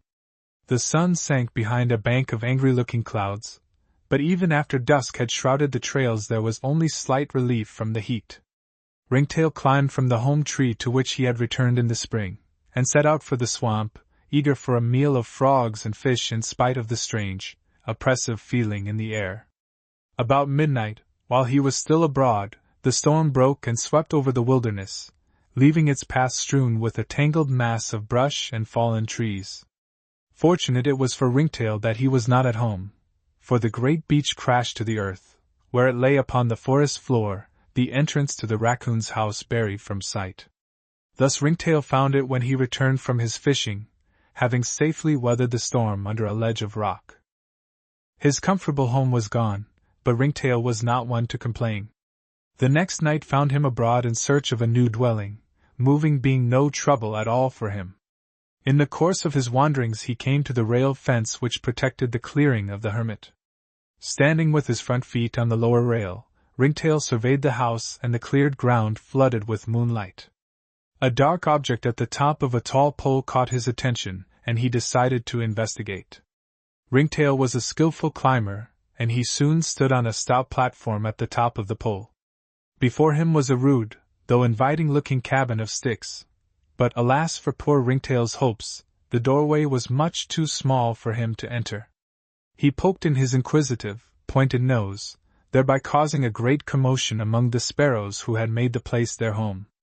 Aroused by their noisy chirping, the hermit appeared in his doorway and in the moonlight discovered the dark bulk before his birdhouse. Wondering what it could be, he approached noiselessly and turned his flashlight upon the visitor. The light revealed a pair of bright little eyes set in a comical, black-masked face peering down at him over the edge of the platform. Old Ringtail, as sure as I am standing here, and by the looks of things, trying his best to roost in my birdhouse. The hermit chuckled as he looked up into the eyes of the animal, who did not seem at all alarmed. After the two had gazed sociably at each other for a few moments, the hermit bade Ringtail a cheery good night and withdrew to his own cabin, calling to Pal, who had been arousing the echoes with his excited barking. The next morning Ringtail had disappeared, but deciding that the raccoon would make a far more interesting neighbor than a colony of noisy sparrows, the hermit tore out the nests and enlarged the doorway enough to permit the animal to enter. Then he awaited developments, trusting to the raccoon's curiosity to bring him back. He was not disappointed. The following night Ringtail again visited the birdhouse. To his joy he discovered that it could now be entered, even though the doorway was a tight fit. The sparrows, who, in spite of the destruction of their nests, had returned to the cabin to roost, he evicted without a qualm of conscience. The first streaks of dawn found him curled up snugly, sound asleep in his new home. From that time on, the big raccoon made himself very much at home about the clearing. At night he investigated everything on the place, and nearly drove Pal to a frenzy until the dog's master gave him to understand that the raccoon was to be one of the family. Pal was surprised and disgusted, but from that time on he tried to ignore his old enemy. This was not an easy matter. Ringtail, who had grown extremely bold with the protection accorded him, seemed to take delight in making Pal's life miserable. He would tag the dog around the clearing until Pal, in desperation, would turn upon him with a savage growl. Then his tormentor would take to a tree, or his pole, or even the roof of the cabin, there to wait until the dog's anger had cooled. Ringtail had, also, another habit which annoyed Pal greatly. In the shade just outside the cabin door was the dog's drinking pen which the hermit always kept filled with fresh water from the spring. This pen the raccoon always used for washing his food. Poor Pal, coming up hot and thirsty, was sure to find it full of leaves, twigs and earth. He bore this affront for some time, but at last his patience was exhausted. Thereafter he did his drinking at the spring, approaching it always by a roundabout way lest the raccoon discover it and pollute its clear water. The hermit watched the two animals with amusement, but he did not interfere. Gradually the feud was forgotten. Indeed, before many weeks had passed, the two had become firm friends, though Ringtail still delighted in teasing the dog.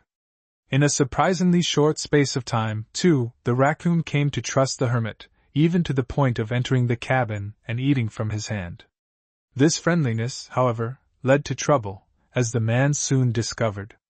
Ringtail's curiosity was never satisfied, and the cabin furnished a rich field for exploration. Shining objects of all kinds seemed to hold a fascination for him. One day, when the hermit missed his watch, and found it eventually in the raccoon's house, he decided that it was time to put a curb upon that animal's explorations. Ringtail developed another habit which came to be very annoying to the hermit. On warm summer nights the man slept in a hammock swung between two trees in front of his cabin. Ringtail, returning from his nocturnal hunting, would run along the low branch of one of these trees until he stood directly above the sleeper. Then he would let go and fall with a thud, sometimes into the springy hammock, but more often upon the man. Nothing that the hermit could do would break Ringtail of this playful habit. At length he was compelled to move his hammock, swinging it between a corner of the cabin and a small spruce having no long, horizontal branches.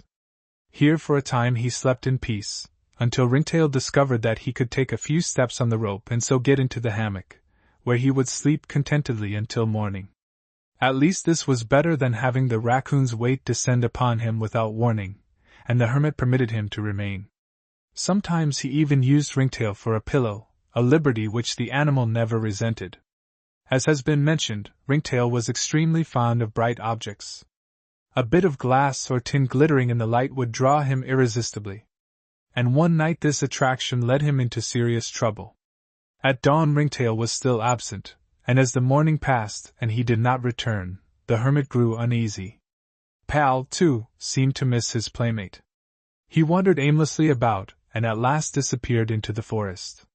Late in the afternoon Pal returned and signified by his actions that his master was needed in the forest.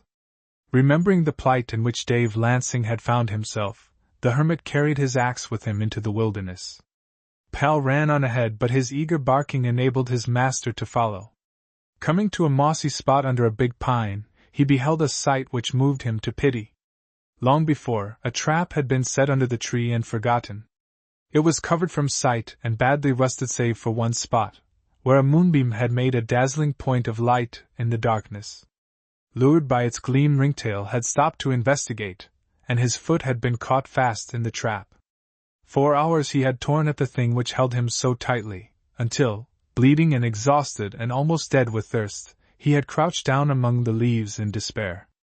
Thus Pal had found him and, unable to do anything for his playfellow, had brought his master, confident that to him all things were possible. When the hermit came upon them, Pal was licking the face of the big raccoon, who seemed much comforted by the dog's presence. The hermit, with his axe, soon freed Ringtail. As the latter limped painfully, he carried him in his arms to the cabin, Pal frisking joyfully about them. Ringtail had the best of attention, and in a few days was as lively as ever, his spirits undampened by his harrowing experience. He worried Pal continually, but the dog bore it all with a look of mingled resignation and pleasure which was comical to see. About this time a new trick which the big raccoon had developed became very annoying to poor Pal. When presented by his master with an unusually fine bone, the dog would sneak off back of the cabin, look suspiciously around and then quickly bury his prize, concealing all traces of its location. Almost invariably, however, a pair of bright eyes set in a masked face would be watching from some place of concealment, and the dog would no sooner turn his back than the mischievous Ringtail would dig up the treasure. Pal generally discovered him in time to save the bone, and the friendship appeared not to suffer in the least. Once Pal, in his turn, owed his life to his friend. At dusk the two wandered together into the borders of the wilderness. While Ringtail was catching mice, Pal went on by himself. Early that spring a lynx had taken up its abode in a rocky cave not far from the hermit's clearing, and several times had watched hungrily as Pal trotted through the forest. Pal had always been accompanied by the hermit, and, though the lynx could see no gun, it was suspicious of mankind and dared not attack. Now, however, it found the dog alone and unprotected. Without a sound the beast crouched and leaped. As it sprang, however, a sound deflected its attention and the leap fell short, the long claws raking cruelly across the dog's unprotected back, but causing no fatal injury. Pal uttered a howl of terror and pain, and before the big cat could launch itself again, a raging whirlwind of claws and teeth descended upon its back. Ringtail, at his hunting not far away, had heard the agonized cry of his playmate, and the sound had filled him with rage. Now, perched upon the back of the astonished lynx, he bit and tore, holding his place in spite of the animal's frantic efforts to dislodge him. At length, cowed and exhausted and with bleeding flanks, the lynx was glad to escape to its den. From that time on it showed no interest in either dog or raccoon. Late summer came, with a full moon flooding the world with its silvery radiance. The nights were almost as bright as the days and seemed to hold a witchery which ran like fire in the veins of the forest folk. Ringtail slept in his log house the greater part of the day but was seldom to be found about the clearing at night. He was round, full-fed, and jolly. One night the hermit fell asleep thinking of Ringtail. As he slept, he dreamed of walking in the forest, and of hearing the distant barking of dogs. Louder and louder grew the sound until suddenly he awoke to find that it had not all been a dream. So close at hand as to startle him, he heard a wild clamor in which he could distinguish Pal's excited voice. Leaping from his hammock he quickly rounded the corner of the cabin, and beheld a weird sight. A torch borne in the hand of a tall man cast a flickering light over a melee of dogs, leaping and barking about the foot of the pole which held Ringtail's snug home. Another but smaller figure stood near, pointing to the spot where, upon the platform before the birdhouse, two shining eyes looked down at the group. Pal was here, there and everywhere, loudly voicing his opinion of the intruders. The hermit strode up to the group. "What does this mean?" he asked in a stern voice of the man who held the torch. Instead of replying to his question, the man asked, "Is that your coon?"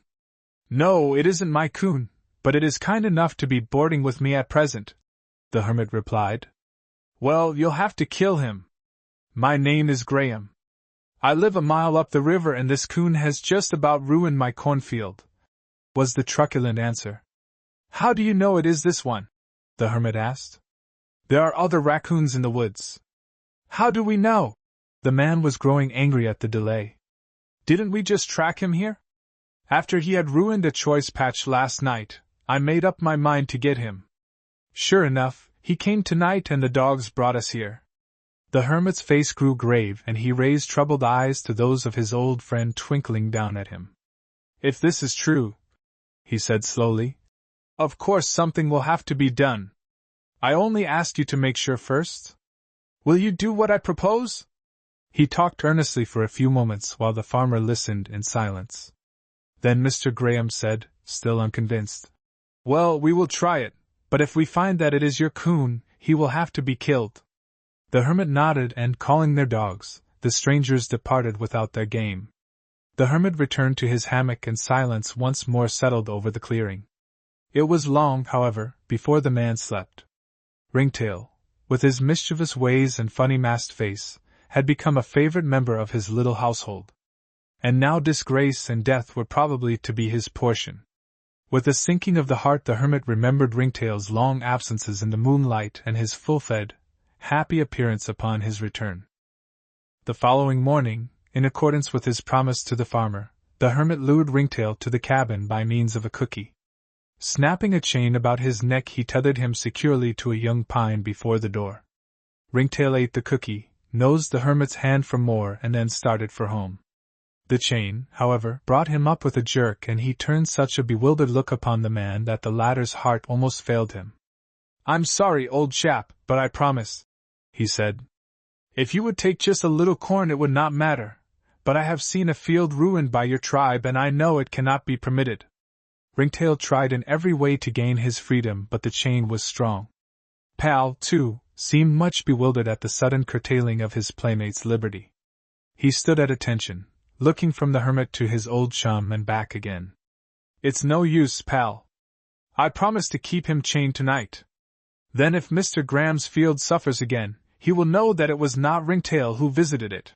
The hermit patted the dog's head and turned back to the cabin. When he came out some time later, he found Pal and the raccoon asleep side by side. So Ringtail became a prisoner of war, though, it must be confessed, a very pampered one. During the day he seemed quite contented with his lot, playing with the shining links of his chain, or sleeping with his tail over his eyes.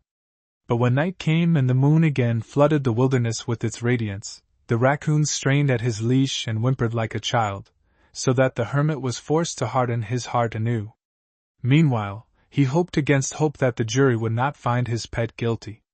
Both the man and the animal spent a restless night. The hermit rose early and was just preparing his breakfast when he heard a commotion in the clearing. Looking out, he beheld Farmer Graham and his son, guns over their shoulders and 2 weary dogs at their heels. "Well, I guess you can keep your coon," the farmer chuckled, as the hermit stepped out to greet him. "The thief came again last night, and we treat him much nearer home than this." He patted a bulky bag at his back. "The trails of the 2 must have crossed the other time. Anyway, we'll give your Ringtail the benefit of the doubt. Sorry to have troubled you. That's all right, and I will confess that I am glad Ringtail has not been found guilty. I am just getting breakfast.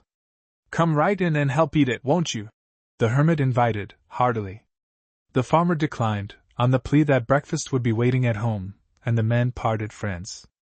Ringtail was then released from bondage and given a good breakfast, after which he climbed to his home in the birdhouse and fell asleep, unconscious of his narrow escape from death. The haunter of the trail. Toward the close of an early autumn day, the hermit might have been seen leaning comfortably against an angle of the old rail fence, pleasantly engaged in doing nothing. At his feet lay a bundle of freshly dug roots, the rich forest mold still adhering to their leathery, brown surfaces. At his back stretched an upland pasture covered with coarse brown grass and dotted with clumps of jumper and wild berry bushes. Before him lay the wilderness, the golden tints of birch and poplar, and the scarlet of maples in sharp contrast with the dark green of pine and spruce. The hermit was puzzled. On several occasions when harvesting in the woods, he had become conscious of being watched by unfriendly eyes, yet when he turned there was nothing to be seen, save perhaps an inquisitive chickadee or a squirrel peeping at him from behind a tree trunk. That very afternoon, while digging his roots, he had experienced the unpleasant sensation and, stopping his work, had searched the forest all about him. Yet, a little later, the feeling had returned, and Pal had growled deep in his throat, the hair along his back bristling defiantly. The dog, however, did not leave his master, and after a moment of silent waiting the hermit had turned again to his work, resolutely dismissing the matter from his mind. Now, as he leaned against the fence looking back toward the forest, he resolved to visit it again the following afternoon for the sole purpose of seeking out this mysterious haunter of his trail.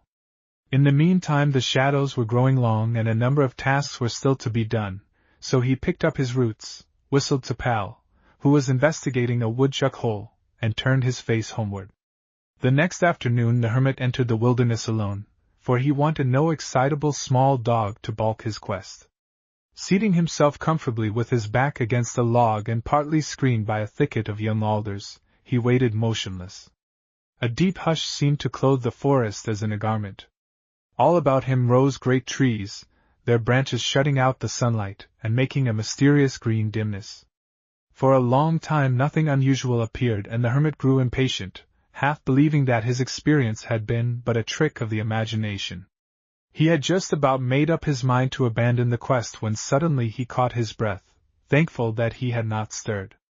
He was aware of either sound nor motion, yet not many paces distant stood a tawny, gray-brown animal whose round, moon-like face, pale savage eyes and tufted ears proclaimed it to be a lynx, or, as it is more commonly known in the backwoods settlements, a lissavee. The animal stood a trifle over 20 inches in height, his hind legs somewhat longer than his front ones, giving him a queer, humped-up appearance. His feet were huge, furry pads which could tread a cracking forest floor as silently as shadows. His eyes beneath the tassels of stiff dark hair glowed with a pale fire, giving the beast a most sinister appearance. Save for the nervous twitching of his stubby tail, the Lissavi stood as motionless as the trees about him. As the wind was blowing toward him, the hermit felt sure that the lynx was not yet aware of his presence. He was glad of this, as it would give him an opportunity to study the beast. The attention of the lynx was directed elsewhere, and even the ears of the man, dull in comparison with those of the wild creature, gradually became aware of a faint rustling which grew momentarily louder. The animal drifted behind a tree where he melted into the shadows and became invisible. The effect was uncanny, and the hermit ceased to wonder that he had been unable to catch a glimpse of this haunter of his trail. Now the rustling sound grew louder, and turning his eyes, the hermit beheld a strange spectacle. Coming slowly between the trees was something which resembled a huge bird covered with brown leaves. The hermit stared for a moment, scarce believing the evidence of his eyes.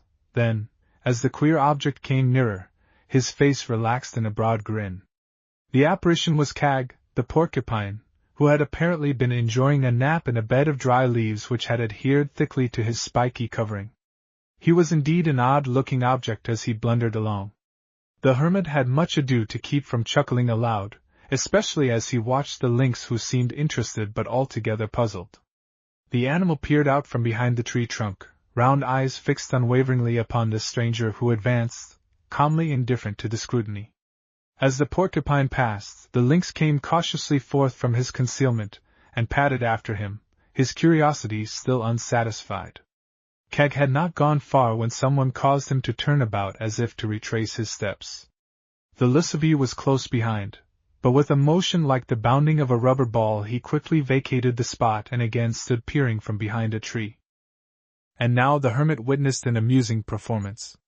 Some strange freak seemed to possess the porcupine, for he slowly circled the tree behind which the lynx crouched, stopping every few steps to sniff at the bark or to peer up into the branches. For a moment the big cat held his ground, but the sight of the queer apparition bearing down upon him was too much for his high-strung nerves.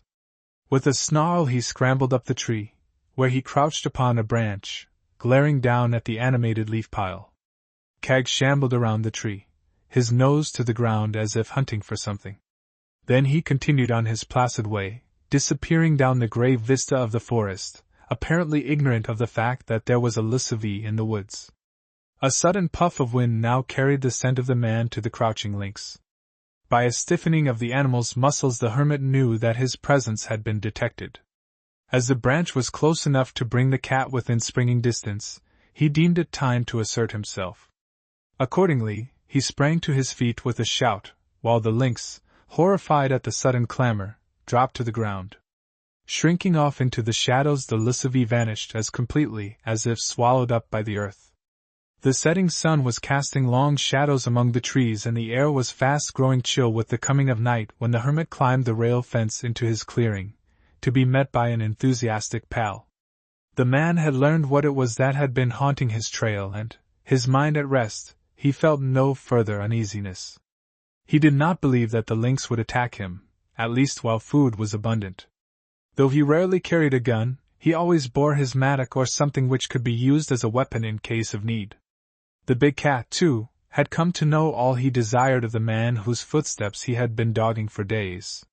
His savage nature craved the deeper solitudes, and the next evening found him journeying northward, away from the settlements with their danger from men and guns.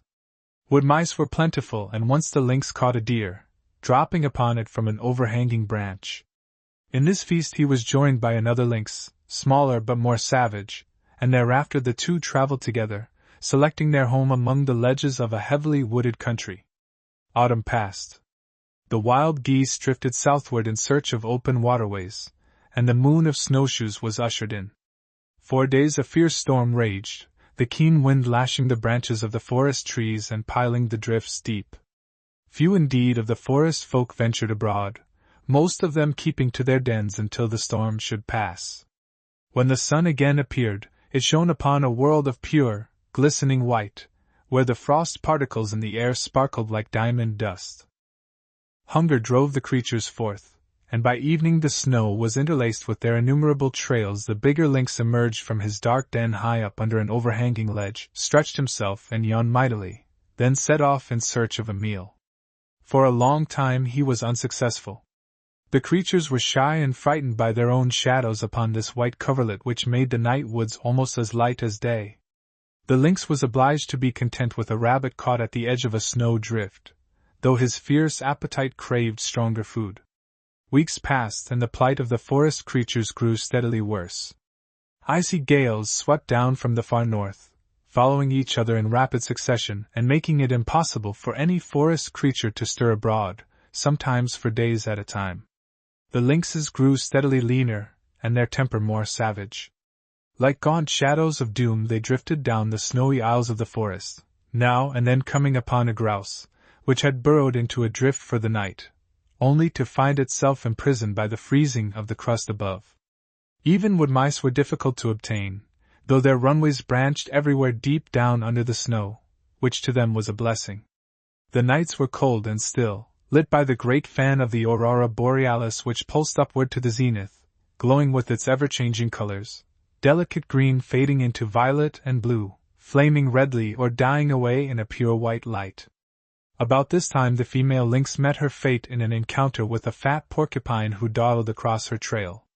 The sight of good eating so tantalizingly near caused her to lose all caution. With her long claws she endeavored to turn the porcupine over that she might reach his unprotected under parts. In her eagerness, however, she forgot the barbed tail which dealt her a smashing blow, full in the face. One of the quills mercifully penetrated the brain, and at once put an end to the painful struggles. Thus the male lynx was left to walk the trails alone, but in spite of the odds against him, he succeeded in holding his own. The beginning of March saw no break in the intense cold. In fact, March in the wilderness is the most bitter month of the winter. Food is reduced to a minimum, and the survivors of cold and hunger are exceedingly wary. One night when the moon, far off in a cloudless sky, sent pale fingers of mysterious light creeping down the dark forest lanes, the surviving lynx appeared in his endless search for food, his huge pads making no sound as he kept himself cunningly concealed among the shifting shadows. The hush of death brooded over the frozen forest, a hush in which the scratching of a dry leaf across the icy snow crust could be plainly heard for some distance. Occasionally the silence was broken by a loud report from some great tree. The lynx drifted on, seeking vainly for food to stay his fierce appetite. Suddenly he crouched close to the ground, startled, as a weird, hollow cry rang out just above him. It was the voice of doom for many smaller creatures but not for the lynx. As the great owl drifted by on soundless wings, the animal snarled but went on his way. At length he paused again to listen. Far away a mournful howl rose on the still air and died away, only to be taken up by another and another. At the sound the hair bristled upon the back of the listener. It was the cry of the wolf pack. Now the lynx hesitated, uncertain whether to ignore the sound or to make good his escape. Since game had become scarce, the wolves had taken to hunting the lynxes. For a single wolf the big cat felt little fear, but he realized that he would be no match for them hunting in packs. Accordingly, much against his will, he turned back toward the den, stopping occasionally to listen, the tassels of dark hairs upon his ears standing stiffly erect and his pale eyes gleaming fiercely. It soon became apparent that the pack was coming rapidly closer and in another moment had caught the scent. On they came, silent and swift, until they sighted their quarry among the trees. Then they broke into full cry. The lynx, knowing that he could not hope to escape them upon the ground, hastily scrambled up a tree where, crouching upon a limb, he glared down at his enemies. Maddened at the escape of their quarry, the wolves circled the tree with snapping jaws, leaping as far upward as possible, only to fall back among their fellows. Their eyes gleamed red, but the lynx, safe on his branch high above, felt only disdain. He knew that they could not reach him. The moon sank out of sight, leaving the forest in darkness, but still the wolf pack kept watch beneath the tree, moving restlessly but always alert. In the east the darkness paled, and the sky became gradually suffused with pink.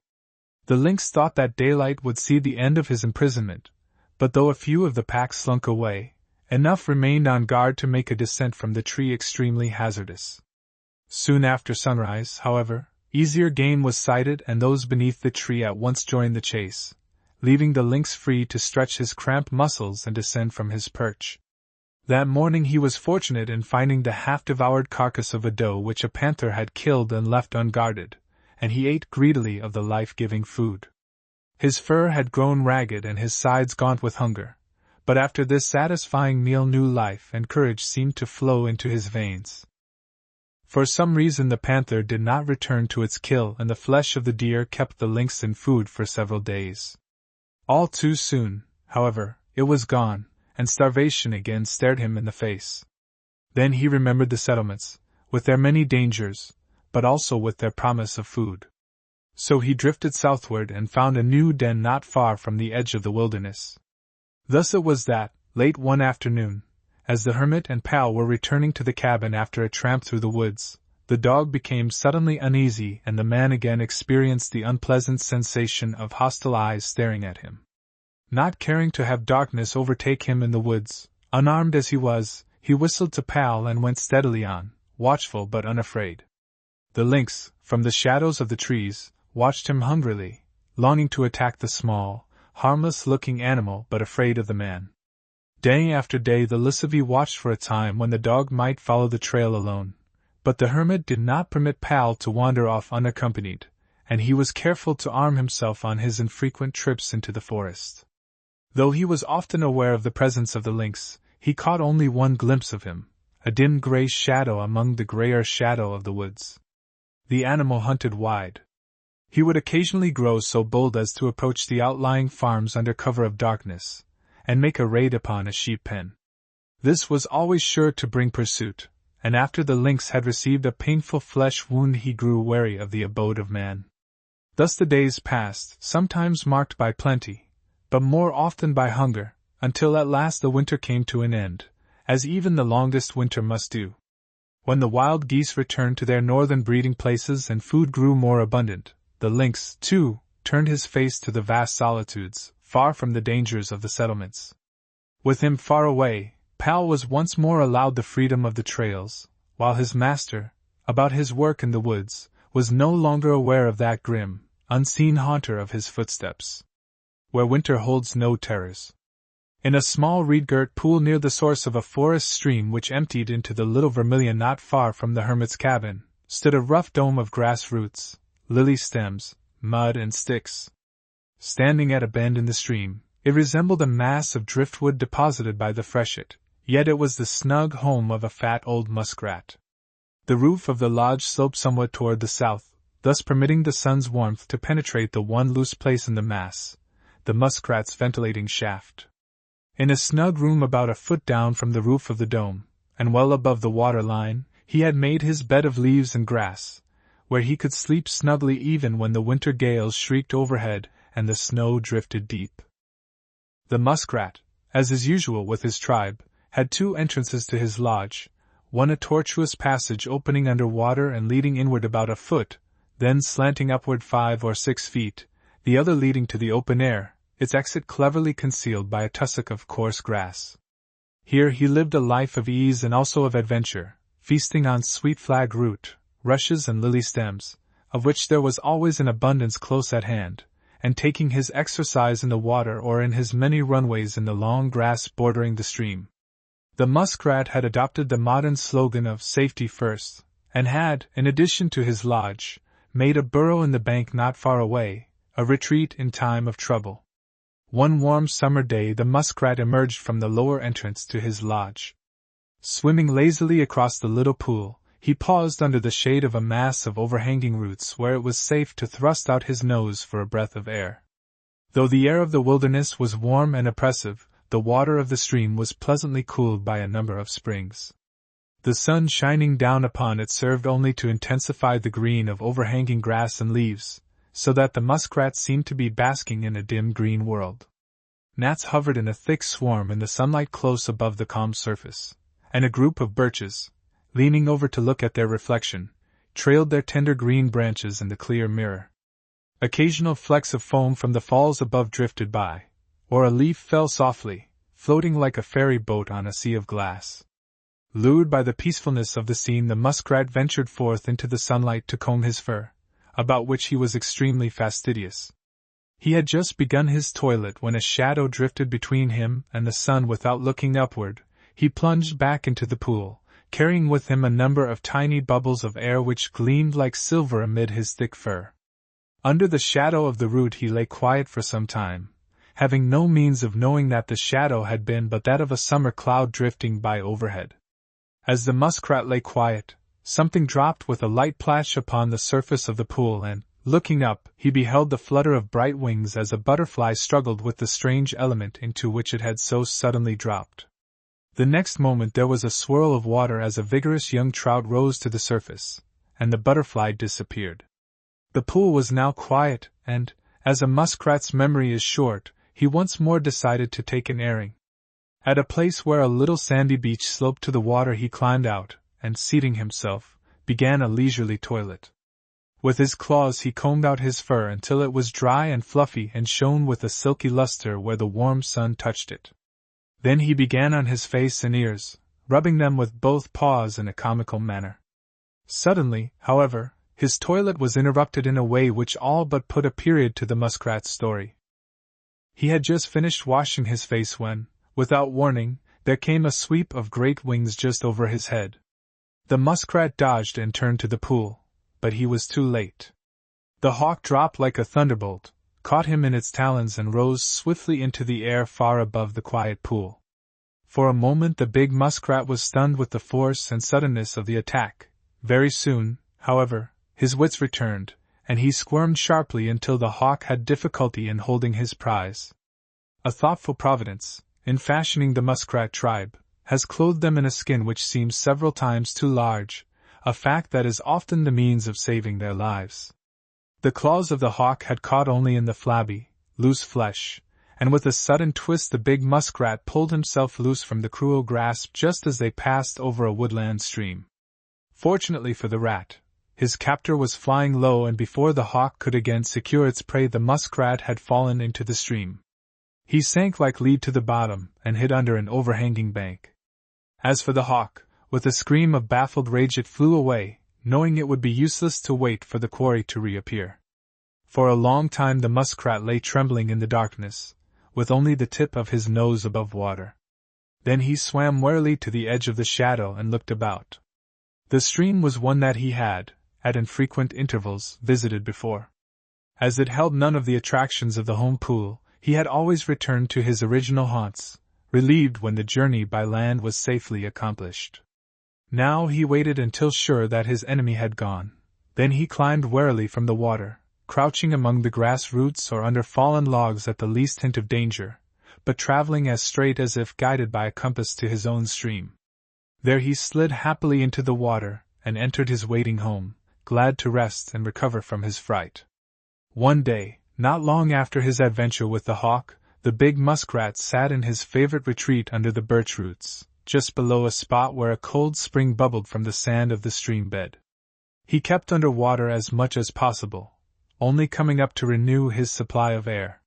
While he idly watched the placid surface above, a gaudy fly dropped lightly upon the water and lay still.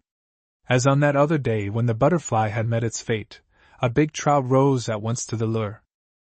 The fly disappeared, but, instead of swimming away, the trout began what seemed to the muskrat a series of exceedingly queer antics. He made a rush downstream near the surface, shaking his head from side to side, while the muskrat could see a long, thin line trailing behind him. Then the fish leaped several times into the air, the sunlight flashing upon the bright carmine spots on his olive-green sides. Next he tried sulking on the bottom of the pool, jiggling from side to side, only to rise gradually to the surface. A net dipped for a moment into the water, and the trout vanished as if spirited away. The muskrat watched with bulging eyes, but the trout did not again return to the pool. After a time the muskrat bestirred himself, and crossed the pool to a spot near his own front door. But instead of entering it, he rose toward the surface, having decided to take a brief journey in one of his many runways. A surprise was in store for the big rat, however, a surprise which drove all thoughts of a journey from his mind. As he approached the surface, he looked up and found himself staring directly into a pair of pale, savage eyes set in a round face, surmounted by a pair of tasseled ears. The lynx lay upon a half-submerged log, its face close to the surface of the water, in order that the reflections might not interfere with its vision of the clear depths. As the muskrat came near the surface, a great paw armed with long, keen claws was thrust into the water, but the lynx was a moment too late. With a suddenness which caused him to turn a backward somersault, the big muskrat arrested his upward motion and dived for his subterranean doorway. He did not pause in his swift flight until the long passage was traversed, and he crouched, shaken and panting, in the darkest corner of his house. Nor did he venture forth again that day. One day he had a narrow escape from a huge snapping turtle which entered the pool on a foraging expedition. At the time, the muskrat was dozing in his favorite retreat, all unconscious of the invader until he felt his right hind foot taken in a vice-like grip which made him squeak with pain. He twisted about until he could look at his ugly captor, at sight of whom his heart sank. Pull as he would, he could not loosen his foot from the cruel jaws. All would have been over with him had not the hermit at that moment chanced upon the pool and, seeing his plight, come to the rescue. The muskrat entered his den with a bleeding foot but a thankful heart. It must not be supposed, however, that the muskrat's life was one continual round of sudden dangers and narrow escapes. For weeks at a time no enemy visited the quiet pool, and he played about and fed, occasionally with other muskrats who had their homes in the same stream. They are sociable folk, as a rule, and like to live in colonies. The big muskrat, however, kept much to himself, leading his own life, independent of the colony. The drowsy summer days passed, and with a swirl of snowflakes the Frost King descended upon the world. The muskrat's playground was roofed over with ice, blue as steel, and the wilderness lay under a glistening white mantle. For the fat old muskrat, however, the winter held no terrors. He slept for long hours, curled up snug and warm in his soft, dry bed, while the wind howled and the snow drifted but a foot above his head. Many of the wilderness creatures began to feel the pinch of hunger, but not the big rat. Just outside the subterranean entrance to his abode grew plenty of sweet flag and succulent lily stems and roots, his for the taking. The whole pool was his playground, the season which brought distress to so many creatures proving a blessing to him.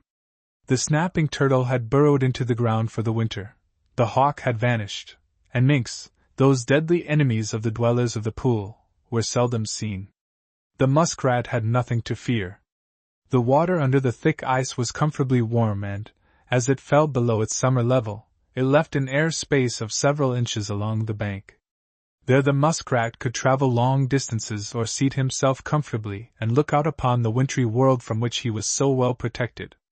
It was indeed a changed world upon which he looked one wintry morning. The depths of the pool were as calm as a summer day, but above the ice the bare branches of the birch trees were lashed by a cutting wind straight from the ice fields of the north. Snow covered the forest floor. Now and then a rabbit, looking like an animated snowball in its white winter coat, drifted past the muskrat's hiding place, but most of the wilderness folk had denayed up, waiting for the storm to pass. The muskrat now bestirred himself and began a leisurely journey downstream, stopping when an unusually succulent root showed itself above the oozy bed. He had traveled far, lured by tempting food always just ahead. Suddenly his heart seemed to stand still, and he gazed downstream with bulging eyes. Coming swiftly toward him, swimming with a sinuous ease which struck terror to the muskrat's heart, was a long, brown animal whose keen eyes seemed to bore into every nook and corner of the stream. The one enemy had arrived. The muskrat knew that he could never hope to reach his home ahead of the bloodthirsty mink. Glancing wildly about, he discovered a small haven under the bank, a doubtful hiding place, but his one chance of escape. Squeezing his big body into the cavity as best he could, he waited with wildly beating heart. It was indeed fortunate for him that the mink was intent upon other game, or his hiding place would have been quickly detected. The mink was in pursuit of a big trout, and had no eyes for other inhabitants of the stream. He forged swiftly ahead in the wake of the fleeing trout, and soon passed from sight, though the muskrat remained for some time in his retreat, afraid to venture forth. As the animal did not return, he at last slid out and turned upstream, keeping near the shore, ready to dart into hiding at the least sign of danger. He reached home without mishap, and drew a breath of relief as he settled for a nap on his warm, dry bed. About a week later the big muskrat was again feeding some distance downstream. His fright was forgotten and he was happy as could be, digging in the oozy stream bed for flag roots, raising his head occasionally, his face and whiskers covered with soft mud through which his eyes shone comically as he contentedly chewed a juicy root. Having eaten his fill he climbed out into an air space where the water had receded and the ice made a thick protection over his head, and proceeded to make his toilet. His fur was soon as clean and dainty as if it had never come into contact with the soil. He was thinking of returning home, when a number of small trout darted past him in a frenzied manner and vanished upstream. The muskrat gave one look, then he, too, took to the water, swimming with long powerful strokes, fear seeming to lend him power. The mink steadily gained upon him, and when the muskrat at length reached his subterranean entrance his enemy was close behind. Now the mink, though a powerful swimmer, cannot hold his breath long under water and, at the time he sighted the muskrat, he was feeling the need of replenishing his supply of air. Knowing, however, that he would never be able to overtake his game if he paused now, he forged steadily ahead, his lungs feeling as if they would burst. As the muskrat darted into his passage, the mink was close behind, his bloodthirsty jaws not a yard from the feet of the pursued. There the mink hesitated a moment. He had entered many of these tortuous, subterranean passages and knew that if it were very long, he would not be able to hold his breath to the end and would perish in its darkness. Moreover, the muskrat would have the advantage of being on familiar ground. Meanwhile the big rat had reached his den, where he quickly refilled his lungs, and having more courage than most of his tribe, turned, prepared for defense. He did not have long to wait. The mink had wisely risen to the surface to replenish his air supply and now, with fresh vigor, he hastened to the attack, his mouth watering at thought of the meal ahead. He had reckoned without the strength and courage of his adversary, however. The muskrat charged suddenly upon him, while he was still in the submerged part of the passage, the force of the onslaught knocking the breath out of him. Before he could recover, the muskrat was upon him. There, in the darkness under the water, was fought a terrible battle which lasted until even the muskrat was laboring for breath and the mink could stand the strain no longer. He gulped and his lungs instantly filled with water. The fight was over. The muskrat, torn and bleeding, reeled back to his lodge to refill his aching lungs. Then, having carried out the body of his enemy, he proceeded to lick his many wounds and make a long and thorough toilet. This done, he curled up into a furry ball and went to sleep, well content at having rid the stream of so relentless an enemy. Brown brother. For some distance the silvery thread of the little vermilion crept between low banks lined with half-grown fir and spruce, and clumps of wild cherry, through which the sunlight sifted to the ground in innumerable flecks of light and shadow. On the north bank, in the densest part of the thicket, lay a fawn, his dappled coat like a garment of invisibility against the sun-flecked background of brown leaves. The little animal lay as motionless as the mossy old log at his back, but the brown eyes looked out upon the forest world with wonder and keen interest. Suddenly the sensitive ears came forward at the crackling of a twig, and the fawn half rose to his feet. The newcomer was not the mother deer, however, and the fawn shrank noiselessly back, though he continued to watch with interest. He had never seen a man before, and the sight filled him with wonder. The hermit, with his bag of roots on his back, would have passed by unheeding had not a troublesome gnat crept into the fawn's nostril, causing him to sneeze. The faint sound caught the man's keen ear and, like one of the wilderness folk, he instantly became immovable, every sense alert. His glance at once sought the thicket, but it was several moments before he saw the fawn, so closely did the little animal's colors blend with the background. The man found himself staring into a pair of great, appealing brown eyes, wide with interest but containing no fear. Very slowly, pausing at every step, the hermit moved forward until he stood close to the little creature. Then he stretched forth his hand. Instantly the fawn thrust out his delicate muzzle and licked the outstretched hand, finding it very palatable with its faint taste of salt. The hermit then drew from his pocket a lump of sugar which the fawn eagerly devoured, nosing about for more. As the hermit sat on the end of the log, gently stroking the velvety ears of the fawn who nestled confidingly against him, he suddenly became aware of another figure in this little woodland scene. Looking up, he encountered the gaze of a pair of great brown eyes, wide with terror. The doe had returned to find her baby being fondled by one of the dreaded man-creatures, a sight which caused her to tremble in every limb. Instantly, with a hoarse cry of danger, she threw up her head and bounded away, her tail carried high, showing the white flag as a signal to the little one to follow.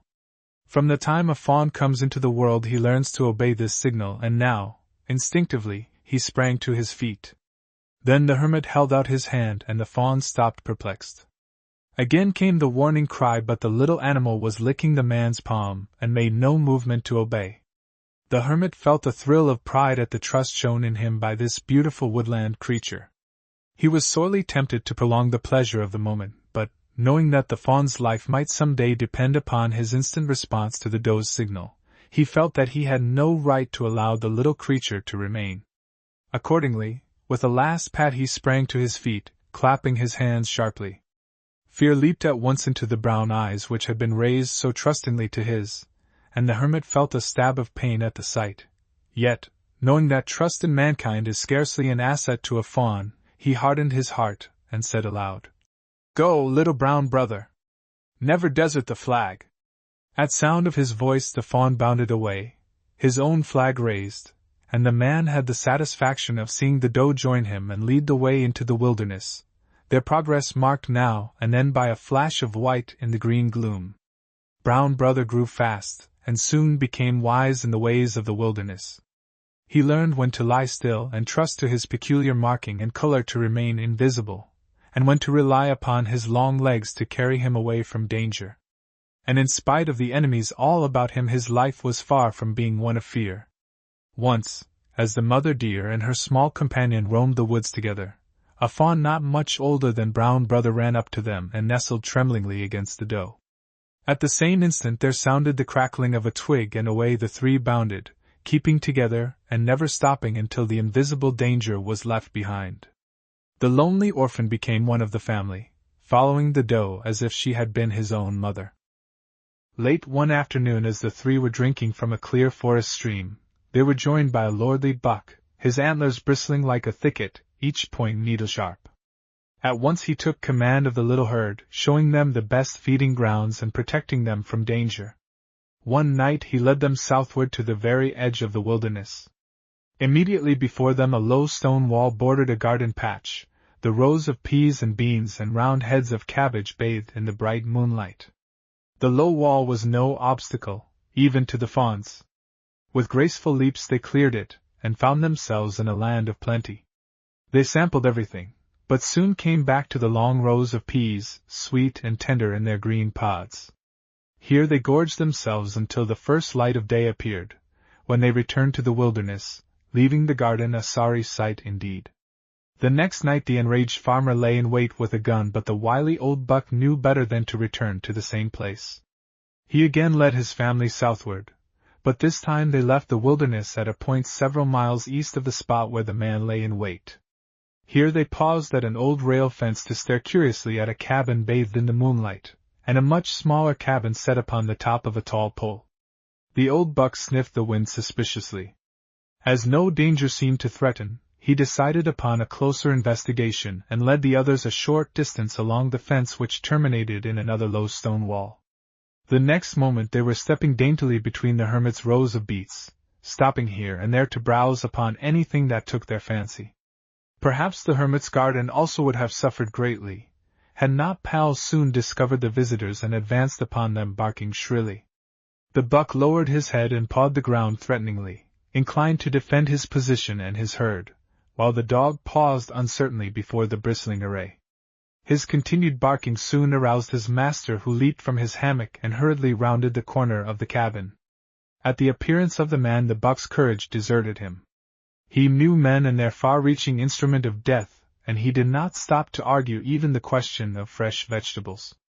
Instead, he presented the flag of truce, and his little family lost no time in following his example. only Brown Brother hesitated. Between the rows of beets his tongue had come into contact with the handle of a hoe. The hermit had that day been using the hoe, and his hands, damp with perspiration, had left a faint suggestion of salt upon the handle. The taste recalled to the mind of the fawn a long-forgotten impression. His rough tongue caressed the handle, then he looked up, vaguely troubled. The hermit, seeing the deer and hoping that it was his old friend, called Pal to heel and advanced slowly with outstretched hand. Brown Brother trembled but stood his ground. It is impossible to say whether or not the old association would have held him, for while the hermit was yet several yards away, a hoarse warning sounded from the darkness beyond the fence. The sound seemed to release a spring, for instantly the fawn bounded away, his white flag raised, and joined the others in the safety of the wilderness. Providence was kind to the buck and his family, and in spite of their many enemies late autumn found them still together. Through October, the hunter's month, when the law permits the shooting of males, they all grew exceedingly wary. The sound of a gun in the still forest would send them fleeing swiftly and tirelessly toward the denser coverts to the north. Now Brown Brother heard the whining of the wind among the branches, and he would pause to look up wonderingly at their swaying tops. Woodchucks, so fat from their summer feeding that it seemed as if their coats must split, were locating their winter homes where they might sleep comfortably during the cold months. Often during the night a wedge of flying geese went honking over the forest, driven south by Arctic gales. The first snow came drifting down like white feathers from some giant flock of birds, falling softly among the spruce and hemlock and covering the wilderness with a carpet that left a telltale record of every foot which crossed its smooth expanse. And as the face of the wilderness changed, its inhabitants, also, changed. Some went into hiding for the cold months. Others, fierce beasts such as the wolf and wildcat, simply donned warmer coats. Still others, notably the hare and the ptarmigan, weaker and therefore in greater danger during the months of famine, put on coats of white which made them almost indistinguishable against the snowy background of the forest. The snow found the herd of deer, under command of the big buck, heading northward to the country of evergreens. Here, deep in a balsam swamp, the winter yard was made, a labyrinth of intersecting paths leading to the best food supplies and providing safety and shelter for the deer. The fragrant balsam tips made excellent feeding, and by scraping away the snow, the herd found plenty of moss and lichens for browsing. Here they were quartered safe from all enemies, for though the deer were familiar with the winding paths, an enemy soon became bewildered in their many ramifications and was glad to get out alive without its dinner. As the cold increased, the snow grew deeper. The paths were kept trodden to the ground and, sheltered between their warm banks, the deer did not suffer from the cutting winds. Food was still plentiful, though the lower branches of the hemlocks had been stripped and the tender tips had long since been devoured. One night in midwinter Brown Brother, in spite of the safety of his fortress, had a narrow escape. The herd had wandered to the edge of the yard where they stood looking out across the great lonely barrens. The snow was deep and soft, and the deer knew better than to venture forth.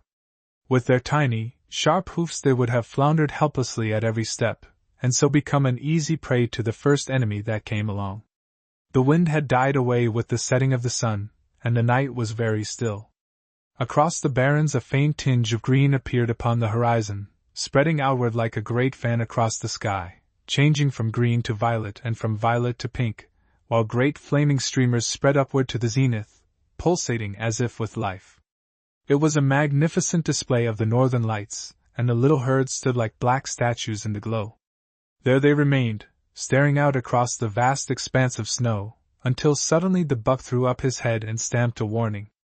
Immediately the herd came to attention, then, silent as shadows, they turned and vanished along their sheltering paths, all save Brown Brother. Alert but curious, he paused to see for himself what had alarmed the leader. The next moment a lean, tawny beast launched itself toward him, and only his extreme quickness saved his life. Like the wind he fled down the path in the direction which the herd had taken, the hungry panther close behind. Upon rounding a corner, he gave a sudden leap which carried him over the intervening wall of snow into the next path, where after several turnings he found the rest of the herd and knew that he was safe.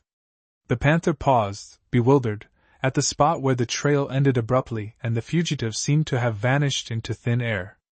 He sniffed hungrily about, then turned and slunk back the way he had come, his stomach still empty, and his temper boding ill for any unfortunate whose trail he might cross. As the long winter dragged on, food became more scarce. The ground had been cropped clean of lichens and moss, and it was necessary to reach high for the balsam twigs.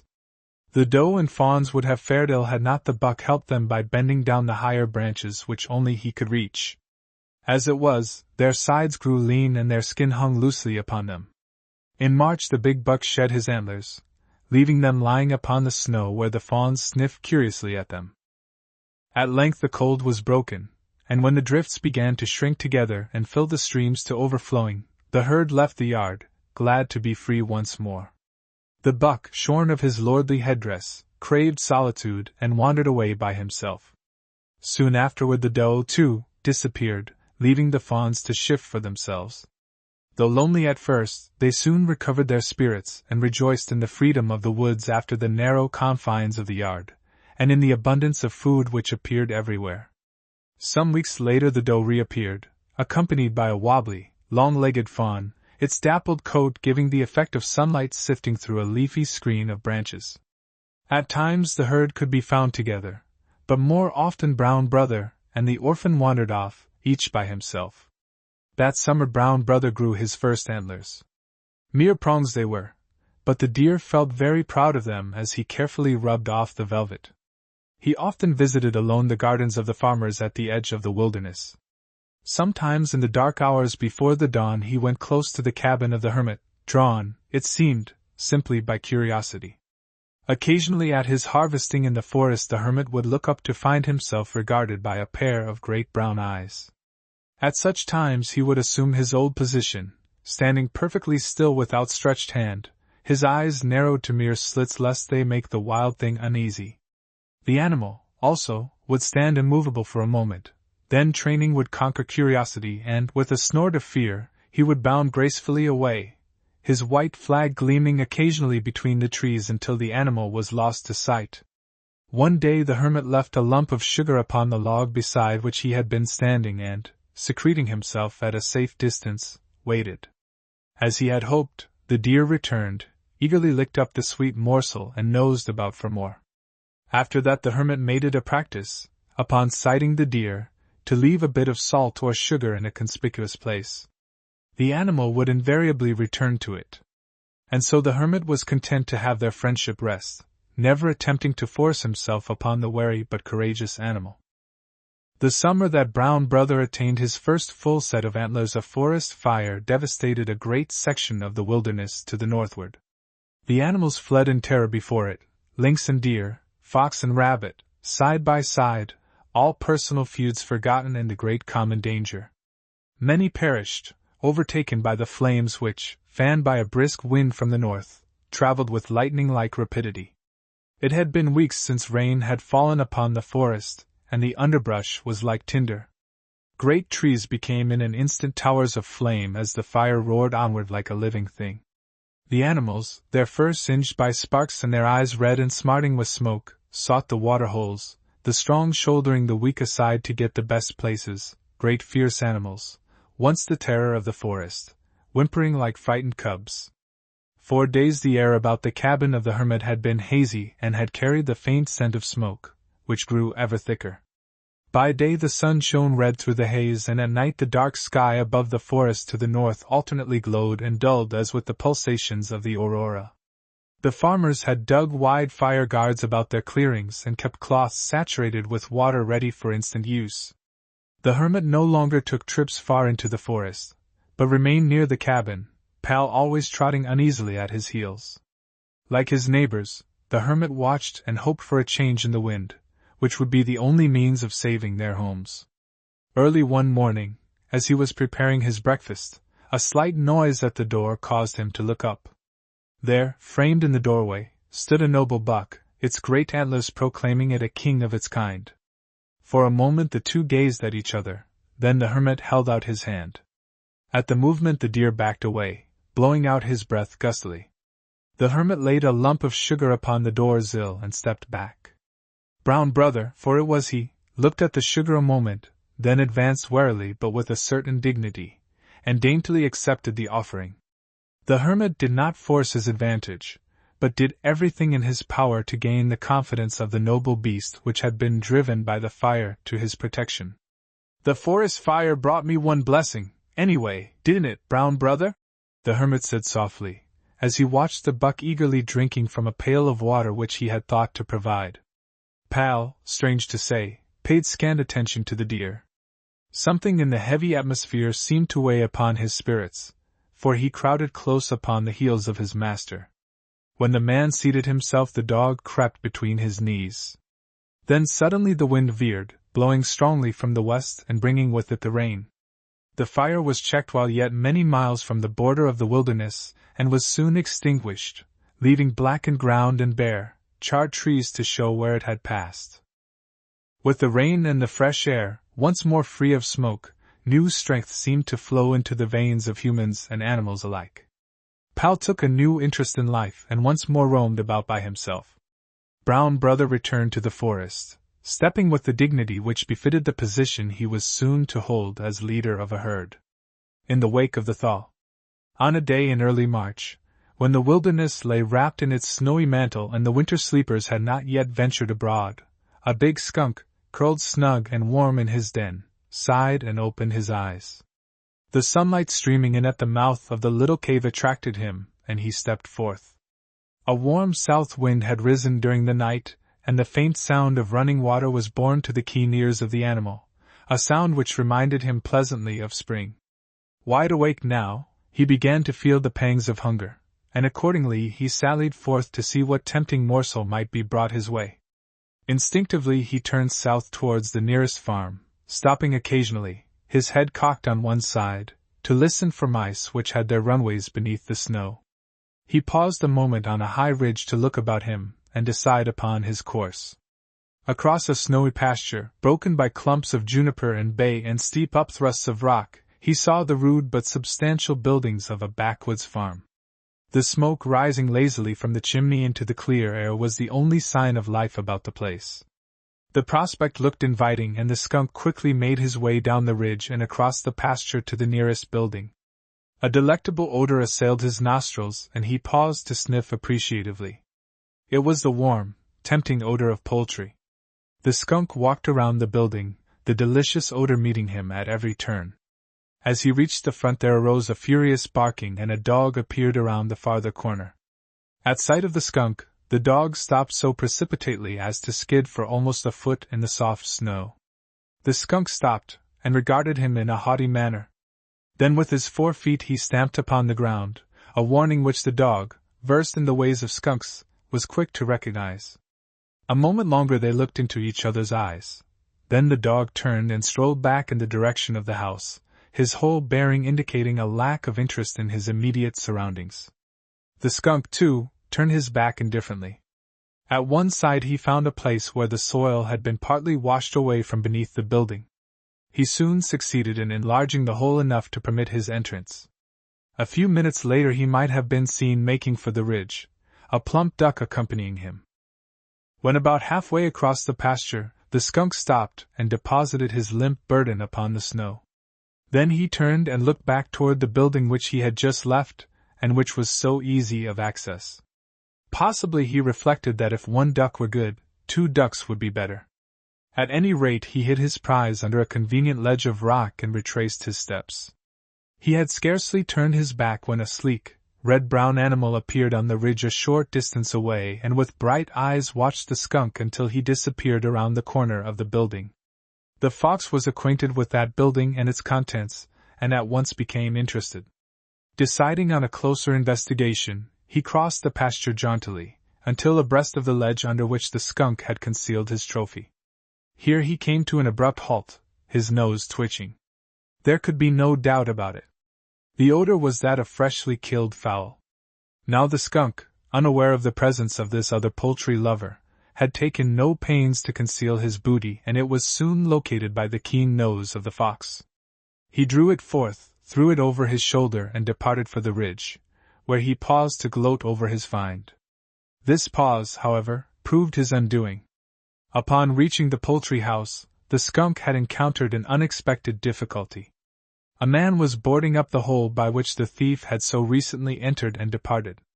Knowing it would be useless to proceed, the skunk had turned back unobserved, just in time to see his first prize being carried away on the back of the fox. His eyes turned red with anger, and the hair along his back stiffened. The attention of the fox, meanwhile, had been attracted by a sound from the woods on his right. So it was that the skunk reached the ridge before the second thief was aware of his presence. A slight sound caused the fox to turn quickly, and the two stood eyeing each other belligerently across the body of the duck. The fox knew well enough with whom he had to deal. Nevertheless, he was hungry and not inclined to relinquish easily his fat prize. He seized the leg of the duck just as the skunk laid hold of its head. Both glared but refused to let go. It was a comical sight, but not being blessed with a sense of humor, either animal was aware of this fact. Meanwhile, the duck was stretched to an alarming length between them.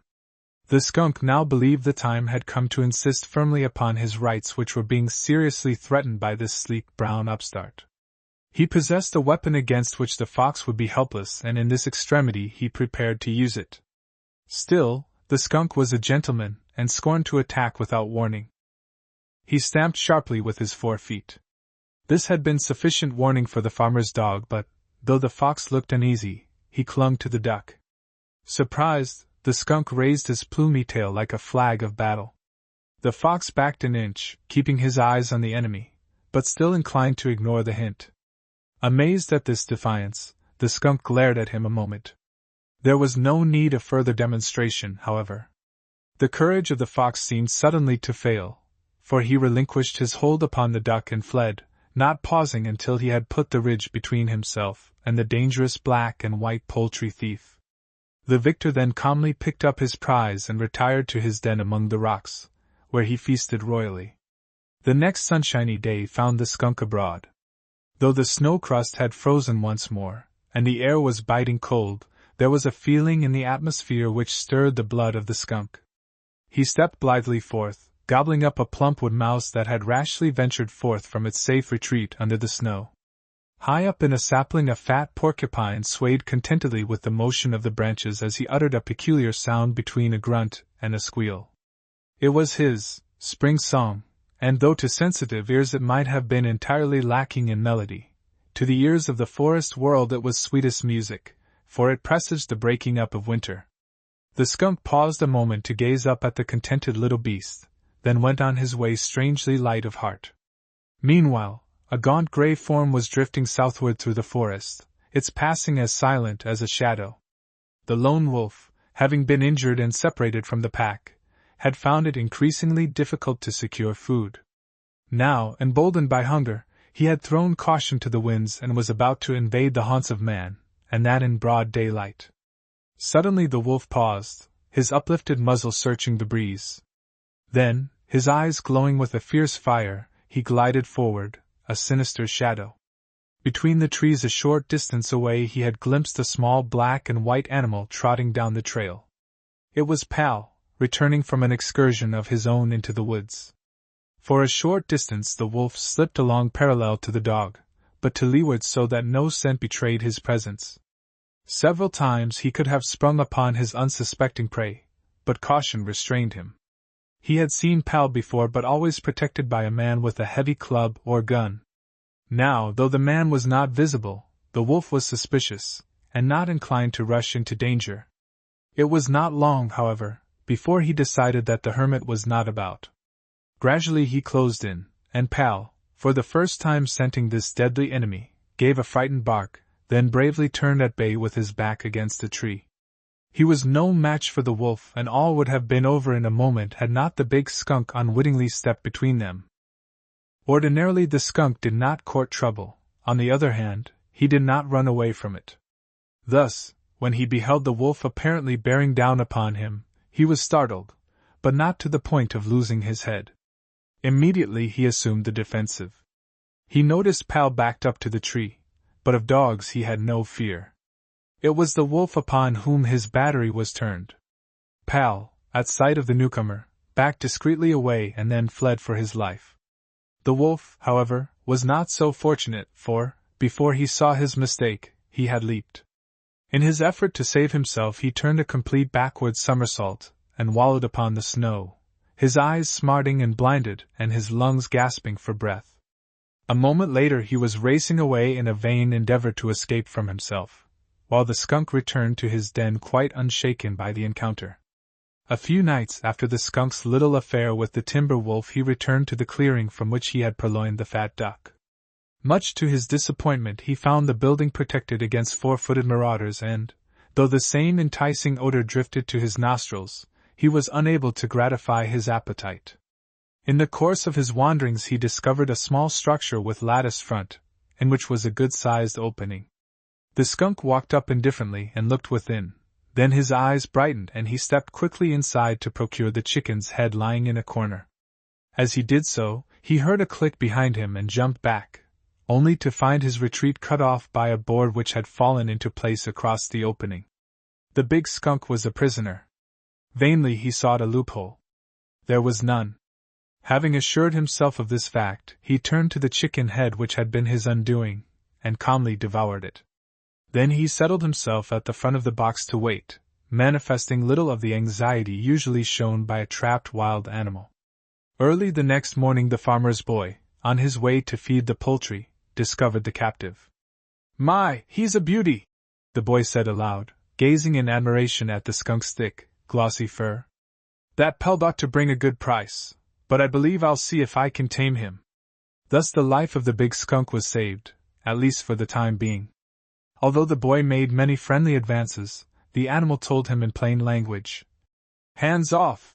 With an air of condescension he would accept the choice morsels brought to him, but if a hand were thrust through the bars, at once would come his warning. And the farm boy, who understood skunks, never forced his attentions. It was thus that matters stood when one day the skunk had a new visitor. The animal had just finished his dinner and was busy cleaning his fur when a small hand was thrust between the bars of his prison and a voice said coaxingly, "Pretty kitty!" The skunk paused to stare at this person who was unquestionably a human being, yet who was so very small. Surely here was no enemy. The big skunk sniffed daintily at the hand. It was a very small hand and, as it stroked his soft fur, the animal crowded closer. The baby laughed delightedly and thrust her hand through the bars as far as possible. Then she worked at the fastening of the cage door until she succeeded in wriggling her small body through. There she was, inside the cage with her new playmate. Thus her mother found her when, a half-hour later, she rounded a corner of the house in a search for the runaway. The woman turned pale and with a cry snatched the child away, never stopping until what she considered a safe distance had been placed between them and the skunk.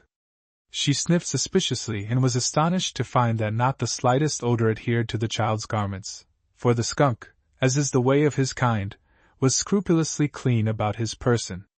The baby refused to be separated from her pet, and when it was found that the skunk meant no harm, but seemed, on the contrary, quite happy in her company, she was permitted to play with him to her heart's content. Sometimes with a string around his neck she led him about the clearing and, though the big animal could easily have broken away, he made no effort to do so. He was fed with good things until his gait became an undignified waddle. Moreover, he loved the petting which was lavished upon him by this small backwoods maiden.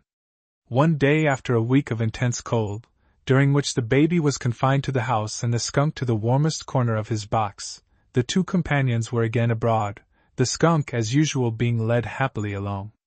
The baby's wanderings took her farther and farther from the house until, upon rounding the corner of the poultry house which overlooked the lonely pasture, she suddenly found herself face to face with the gaunt, gray timber wolf. She did not scream, but stood as if rooted to the spot.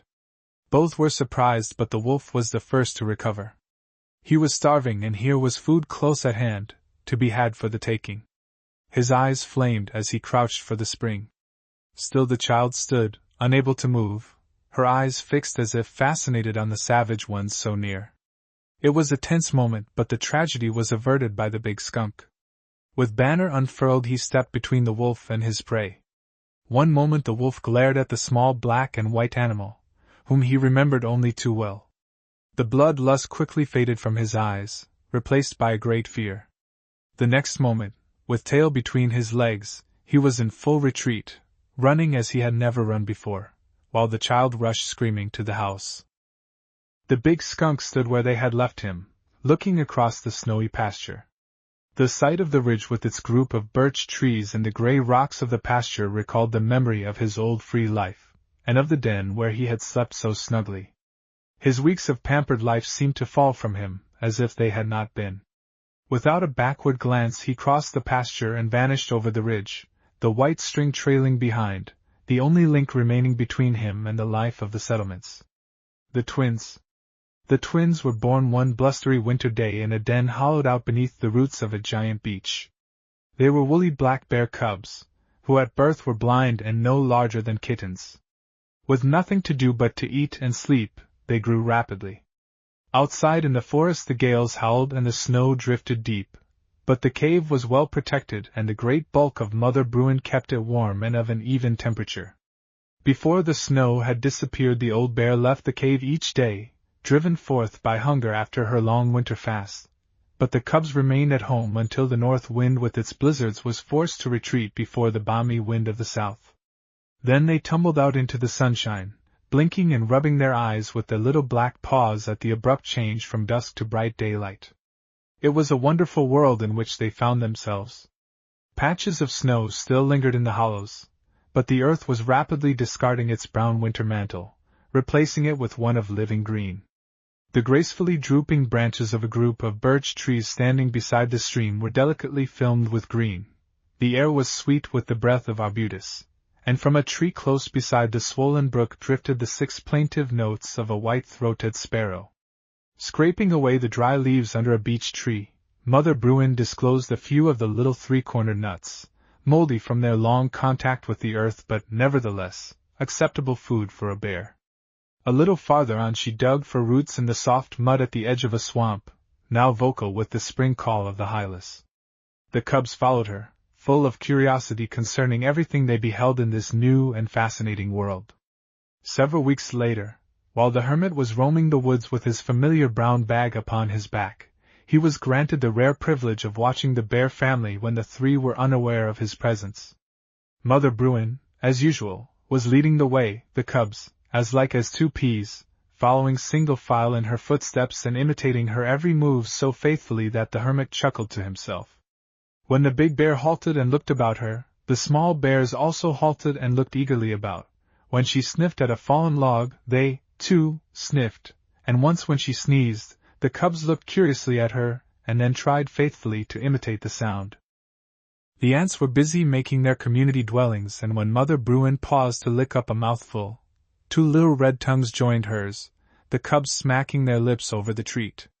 At length, their hunger satisfied, the family stopped under a great pine and the cubs began a rough and tumble game, while Mother Bruin sat on her haunches, keenly watchful of every move. Occasionally, for no reason which the hermit could detect, one or the other of the cubs would receive a boxing from his mother which would set him howling. The punishment was soon forgotten, however, and it is to be hoped that it did them good. Over and over they rolled on the brown pine needles, 2 furry balls cuffing and biting at each other. Then they paused and sat up panting, exactly as Mother Bruin was sitting. The effect was so ludicrous that the hermit had much ado to keep from laughing aloud, but he also had a wholesome fear of Mother Bruin when she felt that her cubs might be in danger. So he stifled the laugh that would have betrayed his presence, and at length slipped unobtrusively away. While shambling through the forest one day Mother Bruin made a wonderful discovery. She came to a tree which had recently fallen to the forest floor, and from within came a curious humming. She stopped abruptly to listen, her great head cocked to one side and her eyes shining with anticipation. The cubs also paused, cocked their heads upon one side and waited expectantly. Mother Bruin soon assured herself that there could be no mistake. With her terrible claws she ripped open the rotting log, disclosing a mass of well-filled honeycomb and liberating a great swarm of bees. The air was soon filled with their angry buzzing. The cubs decided that the spot was not a healthful one and retreated to the bushes, but Mother Bruin paid no attention to the enraged owners of the hive. For a few moments the cubs watched wonderingly, Then the tree with its appetizing odor called them and they shambled up to it, the bees being too busy carrying away their store to bother them. One of the cubs thrust a little black paw into the mass of amber honey and then, as any child would have done, transferred the paw to his mouth. Immediately there spread over his comical little face a look of utter happiness. The other cub, seeing her brother thus pleasantly engaged, lost no time in following his example and the two were soon smeared with honey from top to toe. Never were little bears happier. The three gorged themselves until they could hold no more. And all the next day the cubs were busy licking their own paws and furry coats, or each other's.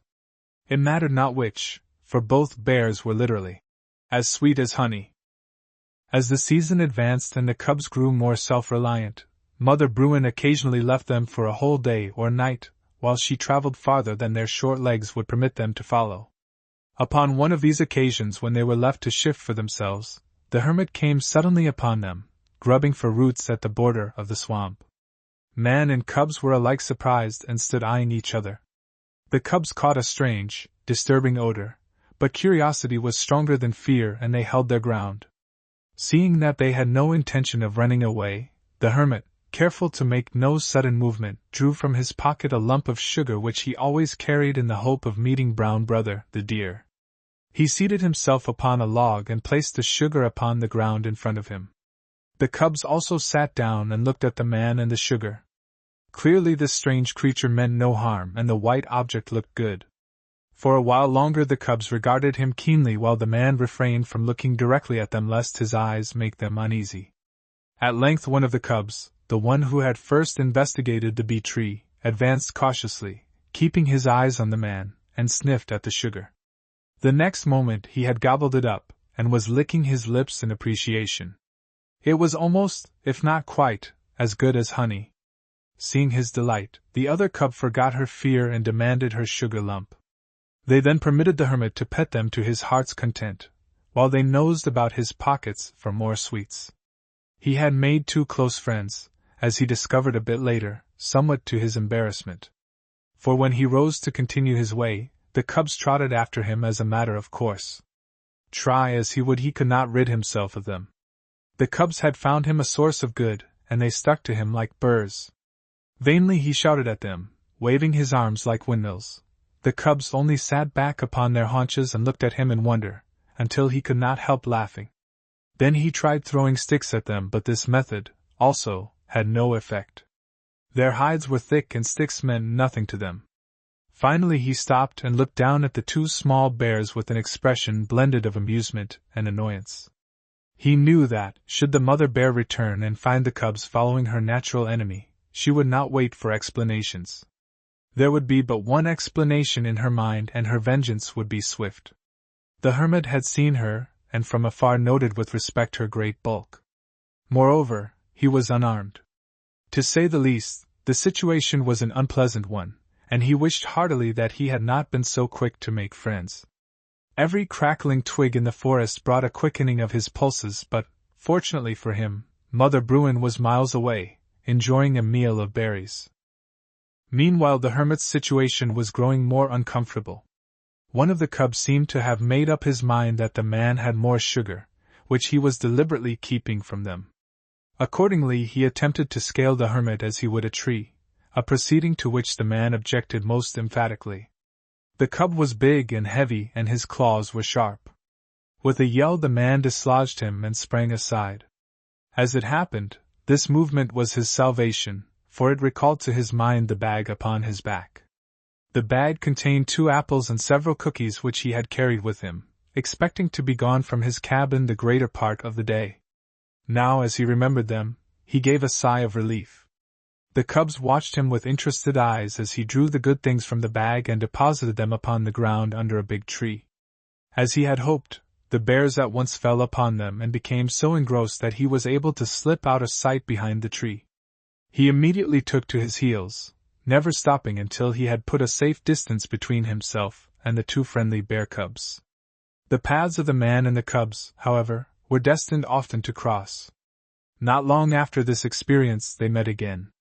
In the hermit's clearing, close to the fence, stood a sweet apple tree loaded with fruit. Approaching it one day to see if the apples were ripening, the hermit discovered 2 furry balls among the branches and found himself looking into 2 pairs of bright little eyes.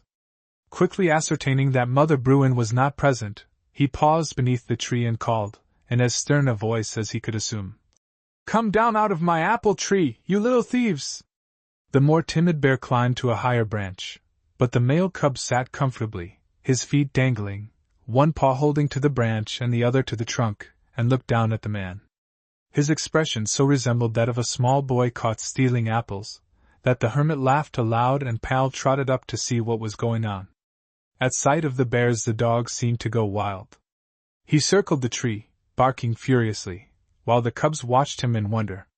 Fearing that Mother Bruin might at any moment appear and misunderstand the situation, the hermit was about to call the dog and return to the house, leaving the bears in possession of the tree.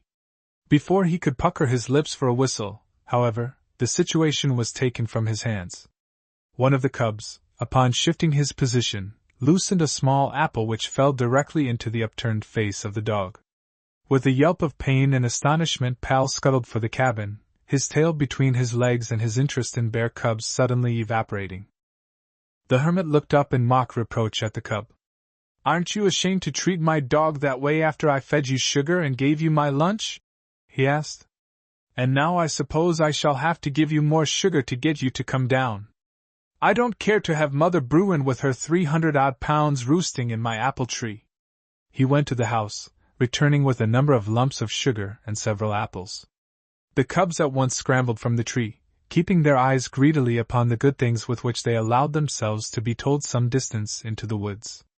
There the hermit left them to feast while he made good time back to the cabin and his chastened dog. In their wanderings one day in late summer the cubs, now so fat and well fed that their gait was a mere waddle, came upon a great patch of blueberries. Here was a treat indeed. They rose upon their hind legs and greedily stripped the branches until their faces were so stained with juice that Mother Bruin would scarcely have recognized them. Now it happened that they had found the same blueberry patch on the bank of the Little Vermilion that Makwa, the big bear, had discovered after his strange ride the year before.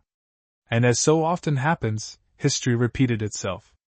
The cubs wandered to the edge of the river, and seeing a log with one end resting on the bank and the other in the water, the more venturesome of the twins crouched upon it with his face close to the water to look for fish. His weight at the end caused the log to tip. Into the river he went, heels over head, while the log slipped loose from its moorings. At that point the water was not deep and the bear soon regained his feet, but, as he scrambled back upon the log, it drifted farther out. The next moment it was caught by the current, and carried swiftly along, the little bear crouching upon it in a frightened heap. The second cub watched her brother in astonishment, half inclined to enter the water and follow. At that moment, however, Mother Bruin appeared upon the shore and at sight of the log and its occupant became greatly excited. Down the bank she rushed, scrambling over logs and through bushes, scaring some of the smaller wilderness folk almost out of their wits. She had eyes for nothing except the cub which was being carried rapidly toward the falls. The second cub tried to follow the mother, whimpering for her to wait, but as the old bear paid no attention to her cries, she at length gave up the attempt and followed more leisurely. Meanwhile, the male cub was being carried swiftly along in midstream, the thunder of the falls growing steadily louder. Although he did not understand the sound, it made him uneasy. He whined pitifully as he watched Mother Bruin, trying to keep abreast of him upon the shore, yet so far away. The falls were alarmingly close when suddenly the eyes of the cub brightened. Just ahead, and very near the brink of the falls, the forest reached an arm out into the river, and standing at the extreme end was a man, fishing, the same man who had fed him with sweets. At the moment when the cub spied him, the hermit saw the cub and recognized his danger. "Poor little fellow," he said aloud in compassion. "I wish there were some way of helping him." As if in answer to his wish, a way was opened. An eddy carried the floating log directly toward the shore where the hermit stood, and for a moment he believed it would touch. He soon saw, however, that it would just miss the point and that, unless the cub jumped at the right moment, nothing could save him from the falls. The man groaned. Then quick as a flash he saw a way of rescuing the little animal. He rushed out into the water as far as he could safely stand, holding to a tree which leaned horizontally over the stream. As the log came abreast of him, but just out of reach, he held out his hand. This time the hand held no sugar, but the cub knew it as a friend and did not hesitate. He leaped into the water, battling frantically with the current. At first he seemed doomed to be swept on after the log, which at that moment hung trembling at the brink of the falls before the plunge. The cub's struggles, however, brought him near enough for the hermit to grasp his thick fur. Then, gripping the tree until his knuckles whitened and exerting his utmost strength, the man slowly drew the animal to safety. The hermit smiled at the woebegone figure as the cub scrambled upon the bank and stood limp and dripping, but safe. The next moment the smile froze upon his lips. Bearing down upon him was a whirlwind of blazing eyes and gaping mouth, propelled by the powerful muscles of a very big and very angry bear. Seeing the man, the bear at once became convinced that he was at the root of the trouble from which her cub had so narrowly escaped. So she charged, and the hermit knew that one blow of her mighty paw would either crush him or whirl him into the current, and over the falls. He glanced swiftly about. A few yards away an overhanging bank offered the only possible hiding place. It meant a ducking and perhaps worse, for even where he stood the current was strong. Nevertheless the hermit did not hesitate. He turned toward the hiding place and dived, swimming for a moment under water until he felt his fingers close upon something solid. Then, coming to the surface, he gave a sigh of relief. His dive had carried him beneath the overhanging bank and he was clutching a strong root which had forced its way through the mass of earth, and so reached the air. He stood up to his armpits in the cold water, shivering, but glad to be alive, and glad, too, in spite of his predicament, that he had saved the cub. Meanwhile, Mother Bruin stood bewildered at the sudden and complete disappearance of the enemy. Her rage evaporated before the mystery, and she stood for several moments, staring at the spot where the man had vanished. The hermit, however, was well hidden and would have escaped observation from keener eyes than those of a bear. She soon turned to the cub which was whimpering miserably, and in drying his wet fur she forgot the man. They were joined by the other cub just as the hermit peered out of his watery hiding place. Finding them still in evidence, he shook his fist belligerently at the old bear. He was careful to keep out of sight, however, and a short time later had the satisfaction of seeing them disappear in the woods, Mother Bruin in the lead and the cubs as usual trotting dutifully behind. The male cub's thrilling ride and battle with the current had for the time being subdued his adventurous spirit. He was content to stand meekly by while his mother tore to pieces a rotting log, disclosing for them all a meal of ants and fat white grubs. The white wolf, the little vermilion, placid river of the plains, has its source in an ice-cold spring high up among the ledges of Old Scarface where, after a sheer drop of 50 feet, the young river goes on its way a brawling, turbulent mountain stream. In a cave so close to the cataract that the entrance was often screened by a curtain of mist, a pair of wolf cubs first saw the light of day. It was a wild and savage spot for a home, one that befitted the Maid of Grey Wolf, leader of the pack. In their early infancy the cubs were appealing balls of grey down, rolling and tumbling about on the rocky floor of their cave much in the manner of young animals the world over. And like other young animals, when they first essayed to walk, their legs had a treacherous way of doubling up beneath them, and, without warning, letting them down on the hard floor of the cave. In a remarkably short time, however, they gained control over these unruly members and were ready to begin the training which would qualify them for membership in the pack. From the first, one of the cubs gave promise of being no ordinary wolf. Long white hairs appeared among the down upon his back and sides, growing more and more numerous until, when the cub was half grown, they made a coat of pure white. The first time his mother returned from her hunting to see him standing in the sunlight at the mouth of the den, she stopped several yards away, looking at him keenly and half suspiciously. The moment he discovered her presence the cub ran to meet her with a glad whine of recognition, and her look changed. From that time on, she accepted him without question. The white cub grew fast, and as he grew, the wild and savage nature of his surroundings seemed to creep into his blood and become a part of him. His baby growl was drowned by the ceaseless roar of the falls, but as his voice grew stronger and fuller it took on the deep note of the cataract. Long before his brother, he learned to pounce upon the luckless grasshopper or cricket which appeared near the cave and to hold it down with his forepaws while he crunched it with relish. From grasshoppers he progressed to mice, and from mice to rabbits, until he came to depend but little upon the spoils of the mother wolf's hunting. One night, when he was little more than half grown, the cub awakened to find his mother absent at her hunting. The moonlight at the entrance to the cave called him, and he trotted out. Save for the thunder of the falls, the night was very still. He stood upon the ledge before the cave, looking down upon the wilderness, mysterious and alluring in the moonlight, and the sight affected him strangely. Suddenly there came to his ears a long-drawn howl. At the sound, indescribably lonely and wild, the hair rose upon the back of the young wolf and his eyes gleamed. It was the summons of the leader to the pack and, though the cub knew nothing of its meaning, his heart instinctively thrilled to it. There was a moment of silence. Then, from far diverging points, the cry was taken up as the various members of the pack rallied to the call of their leader. The cub's heart swelled with a new and strange emotion. The next moment, high on his rocky ledge, he lifted his muzzle to the moon and sent out his own answer. The call was lost in the roar of the cataract, but from that night the white cub felt his kinship with the pack of which he was one day to become the leader. Time passed, and the white cub was no longer a cub but a grown wolf, unexcelled for fleetness of foot and strength of muscle. His mother and the other cub had long since joined the pack, but for some reason the white wolf kept to himself. When the rallying call reached his ears on a still winter night, it ran like fire through his veins, yet he did not answer the call, and morning invariably found him curled up in the old den, high on the shoulder of Scarface.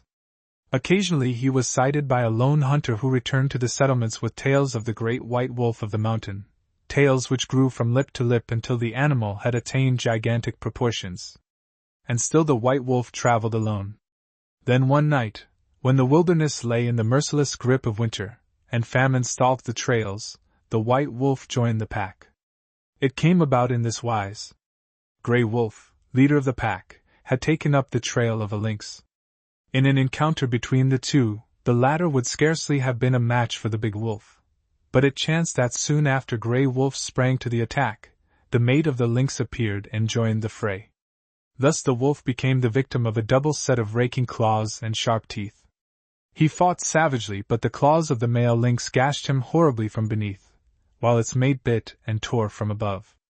The double punishment was too much for the wolf. Exhausted and bleeding, he raised his voice in the rallying call of the pack. As the call rang out over the silent wood, the lynxes, knowing that they would soon be hopelessly outnumbered, sprang clear. With great leaps they vanished among the shadows of the forest, lost to sight even before the foremost wolf appeared. Thus when the members of the pack had gathered, they found, not the game which they had anticipated, but only their leader, sorely wounded. The winter had been a hard one, with food unusually scarce. The gaunt bodies of the wolves gave evidence of their fast, and their tempers had become very uncertain. Accordingly the sight and smell of blood, though that of one of their own number, almost drove them to a frenzy. Grey Wolf, quickly perceiving the attitude of the pack, drew himself painfully to a sitting posture on a large flat rock, and from this vantage point glared at his followers who had hitherto been obedient to his will. And though he was old and wounded, the pack quailed for a time before his glance. His advantage could not last, however. The others soon grew restless, the circle of dark forms tightening in a menacing way about the rock upon which the old leader crouched. Then a young wolf who had long chafed under the leadership of Grey Wolf sprang for a throat hold. Grey Wolf's mate was absent. There was none to defend him, and, though he would not have given up easily, there could have been but one ending to the fight had not a strange interruption occurred. The young wolf was suddenly hurled backward as from a catapult, his neck being broken as he struck the ground, while upon the rock beside the old leader appeared a great white wolf, fangs bared and eyes glowing with savage fire. For a moment the pack stood aghast. Never had such a wolf been seen in all the little Vermilion country. With tails between their legs they retreated to a safe distance, where they paused, uncertain whether to stay or to flee. The white wolf, however, turned scornfully from them and looked down at the wounded leader. Grey Wolf did not cower, nor did his staunch heart fail him. He tried to rise, but the movement started the flow of blood afresh, and the next moment he sank back dead. The white wolf gazed at him. Then, standing upon the rock, he raised his muzzle to the stars and sent out a long mournful howl which carried over miles of dark wilderness, and seemed the very embodiment of the night and the solitude. Without a sound the pack slunk away, scattering to the four winds just as the first streaks of dawn appeared in the east. A short time later the white wolf might have been seen before the entrance to his den, high among the ledges. He stood as if carved from the rock at his back, while the sky grew rosy with the gleams of the rising sun which drove the darkness before them and made rainbows of the mist that shrouded the cataract. Before the sun itself appeared above the horizon, the wolf had vanished into the dark cave. Dusk of the following day found him once more abroad. He descended the mountain and swiftly threaded the wilderness until he came to the rock upon which Grey Wolf had perished. Here he stationed himself, and as darkness fell, he proudly raised his head, sending out over the wilderness a full, deep-throated rallying call, the like of which the forest had never known. Lesser creatures of the wilderness shivered with fear, cowering in their burrows for some time before daring to venture forth. One of the lynxes which had so severely wounded the old leader heard the challenge, and, though it struck fear into even his savage heart, he stole soundlessly forward until he could see the beast upon the rock. But at sight of the snow-white wolf he shrank back in utter terror, and attempted to steal away.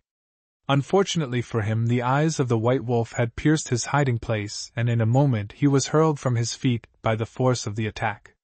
The lynx fought but feebly, seemingly benumbed by the strange apparition, and in a few minutes his limp form was stretched upon the ground. As for his mate, she too cowered before the sight of the white wolf and fled afar, never to return. So was Grey Wolf avenged, and his avenger, once more mounting the rock, sent his cry of victory echoing over the wilderness. Now the wolves began to arrive, settling themselves in a ring about the great rock where the new leader stood silent, staring out over the heads of the pack. When all had arrived, as if at some signal they fell hungrily upon the body of the lynx which in a very short time was devoured. Only the big white wolf stood aloof. Without question the pack accepted the new leadership. That same night they started northward, led by the white wolf, traveling always with the tireless lope which enables their kind to cover great distances. Thus they came out upon the edge of the barrens, a vast, treeless country which few cared to penetrate during the snows of winter. Nothing moved in all its wide expanse, and the silence of death hung over it. Yet without hesitation the white wolf trotted out upon it, and the pack followed, only a few hanging back in the shelter of the pines. 10 minutes later the faith of the pack in their leader was justified. Not far away a grey blur drifted across their path and vanished, hidden by the curtain of snow which had begun to fall. It was a caribou herd, that drifting band which in midwinter is at once the hope and the despair of the larger flesh-eating animals. Wandering as they do at will, none can foretell their movements, yet the white wolf had led his pack unerringly through mile after mile of snowy forest, straight to the path of the herd. The sight brought fresh courage to the famished wolves, and they did not stop to question the wisdom or the instinct which had led them. They soon overtook the herd, but instead of charging into it, a proceeding which would have caused the caribou to bolt at a pace that would have left the wolves hopelessly behind, they followed silently and with apparent indifference. Nevertheless they kept a close watch upon the deer, singling out one who had been wounded before, and was showing signs of weakening. This animal soon lagged and was cunningly separated from the herd, thus falling an easy prey to the wolves. Another was treated in the same manner before the savage appetites were satisfied and the wolves turned back to the woods. For a time good fortune seemed to travel with the pack, but, as February dragged by and gave place to March, the most bitter month of all in the wilderness, the wolves once more grew gaunt and famished. This time the white wolf led them, not to the far north, but to the south in the direction of the settlements. Late afternoon of a bitter March day found Dave Lansing, hunter and trapper, returning from a trip to the nearest town after supplies. He was plodding along the snowy trail, his eyes upon the ground and his thoughts far afield, when a distant, long-drawn howl caused him to raise his head. Dave knew that howl. It was the call of a wolf, and though armed, it filled him with uneasiness. He did not believe that the wolves would attack a man in daylight, but night was coming rapidly, and he was some miles from his cabin. For a moment he considered turning back and spending the night with the hermit, but his heart revolted at the thought. Dave was never one to show the white feather, and he pushed resolutely on, though he quickened his steps. For a time the woods were very still. With his cabin almost within sight, the trapper had begun to breathe more freely when suddenly the howl was repeated, this time so close that he stopped in dismay. A moment later he saw them coming, flitting silently along his trail or from tree to tree, like gray shadows of the coming night. There would not be time to reach his cabin. Muttering angrily, Dave kicked off his snowshoes and drew himself into the branches of the nearest tree. He was just in time, for he had scarcely drawn up his feet when the pack closed in. His snowshoes were quickly demolished while the man could only look on, angry but helpless. Then the wolves sat down in a circle in the snow and looked hungrily up at him. "Yes, look at me," Dave remarked, shaking his fist at the pack. "Think you've got me, don't you? Well, you just wait." He brought his ever-ready rifle into position and looked about for the leader, thinking that if he could be killed, the pack would disband. For a time he hesitated, unable to determine which wolf it might be, then he stared, forgetting his discomfort in his astonishment. Among the pack had suddenly appeared a snow-white wolf, the like of which the trapper, in all his years in the wilderness, had never beheld, though it was said that a tribe of them was to be found in the far north. Here was the white wolf about whom so many stories had been told, stories to which he had listened unbelieving. For a moment he could only stare in admiration at the powerful animal, then the hunter's instinct asserted itself, and he fired. So quickly did the wolf swerve that the eye of the hunter could not perceive the movement. Dave only knew that he had missed, he, the best marksman in all the little Vermilion country. Again he fired, but the bullet embedded itself harmlessly in a tree. This was too much for the hunter. Here was no wolf. He felt sure that the bullets had reached their mark, yet the beast was unharmed. Dave was a mighty hunter, but like most ignorant people, he was superstitious. He had often heard tales of the loup-garou, or witch wolf, whom no bullet could kill. With a hand that trembled slightly he laid his gun across his knees, deciding not to waste his bullets. He had settled himself for a long cold wait in his tree when, without a sound, the white wolf turned and trotted swiftly away into the forest, the whole pack following. The trapper stared after them, unable to believe his eyes. Fearing an ambush, he waited for some time, then as the wolves did not reappear, he lowered himself cautiously from the tree and set out once more for his cabin, minus his snowshoes and greatly perplexed at the mystery. Dave could not know that the keener nose of the white wolf had scented a deer at no great distance, and so had led the pack to the safer game. Now began a time of annoyance for the farmers at the borders of the wilderness. Sheep and pigs were killed and devoured, and now and then a cow. Many had seen the wolf pack and a few had glimpsed the big white leader, but, although scores of shots had been fired, apparently none had reached the mark. So the fame of the white wolf grew, and many, like Dave Lansing, were inclined to the belief that the leader at least was gifted with supernatural powers. Traps and poison, no matter how cleverly concealed, he uncovered or avoided with an uncanny wisdom, while he continued to take toll of the farmers' flocks and herds. The hermit in his lonely cabin heard the tales, which lost nothing in the telling, and though he knew them to be greatly exaggerated, he wished ardently for a sight of the big wolf. The beast's cunning and courage had aroused his admiration.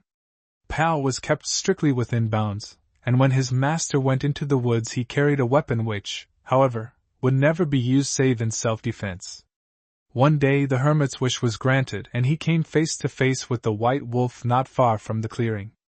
The beast suddenly appeared among the trees, not many paces distant, and the two stood staring curiously at each other. The hermit made no move to draw his gun, and the wolf, on his part, seemed to know that no harm was intended, for he showed no sign either of fear or antagonism. He stood for a long minute gravely regarding the man, then he turned and trotted away without a backward glance and with no sign of haste. The hermit did not know that for days the wolf had secretly followed him and found him to be harmless. Spring came at last, and when the snow had given place to the new, eager life of the forest, and food was once more abundant, the pack turned northward to the wilds. It was never seen again, But the fame of the big white wolf lived in the minds of the farmers, and stories of his prowess and cunning were handed down long after the wolf had passed to the happy hunting grounds of his tribe. The end.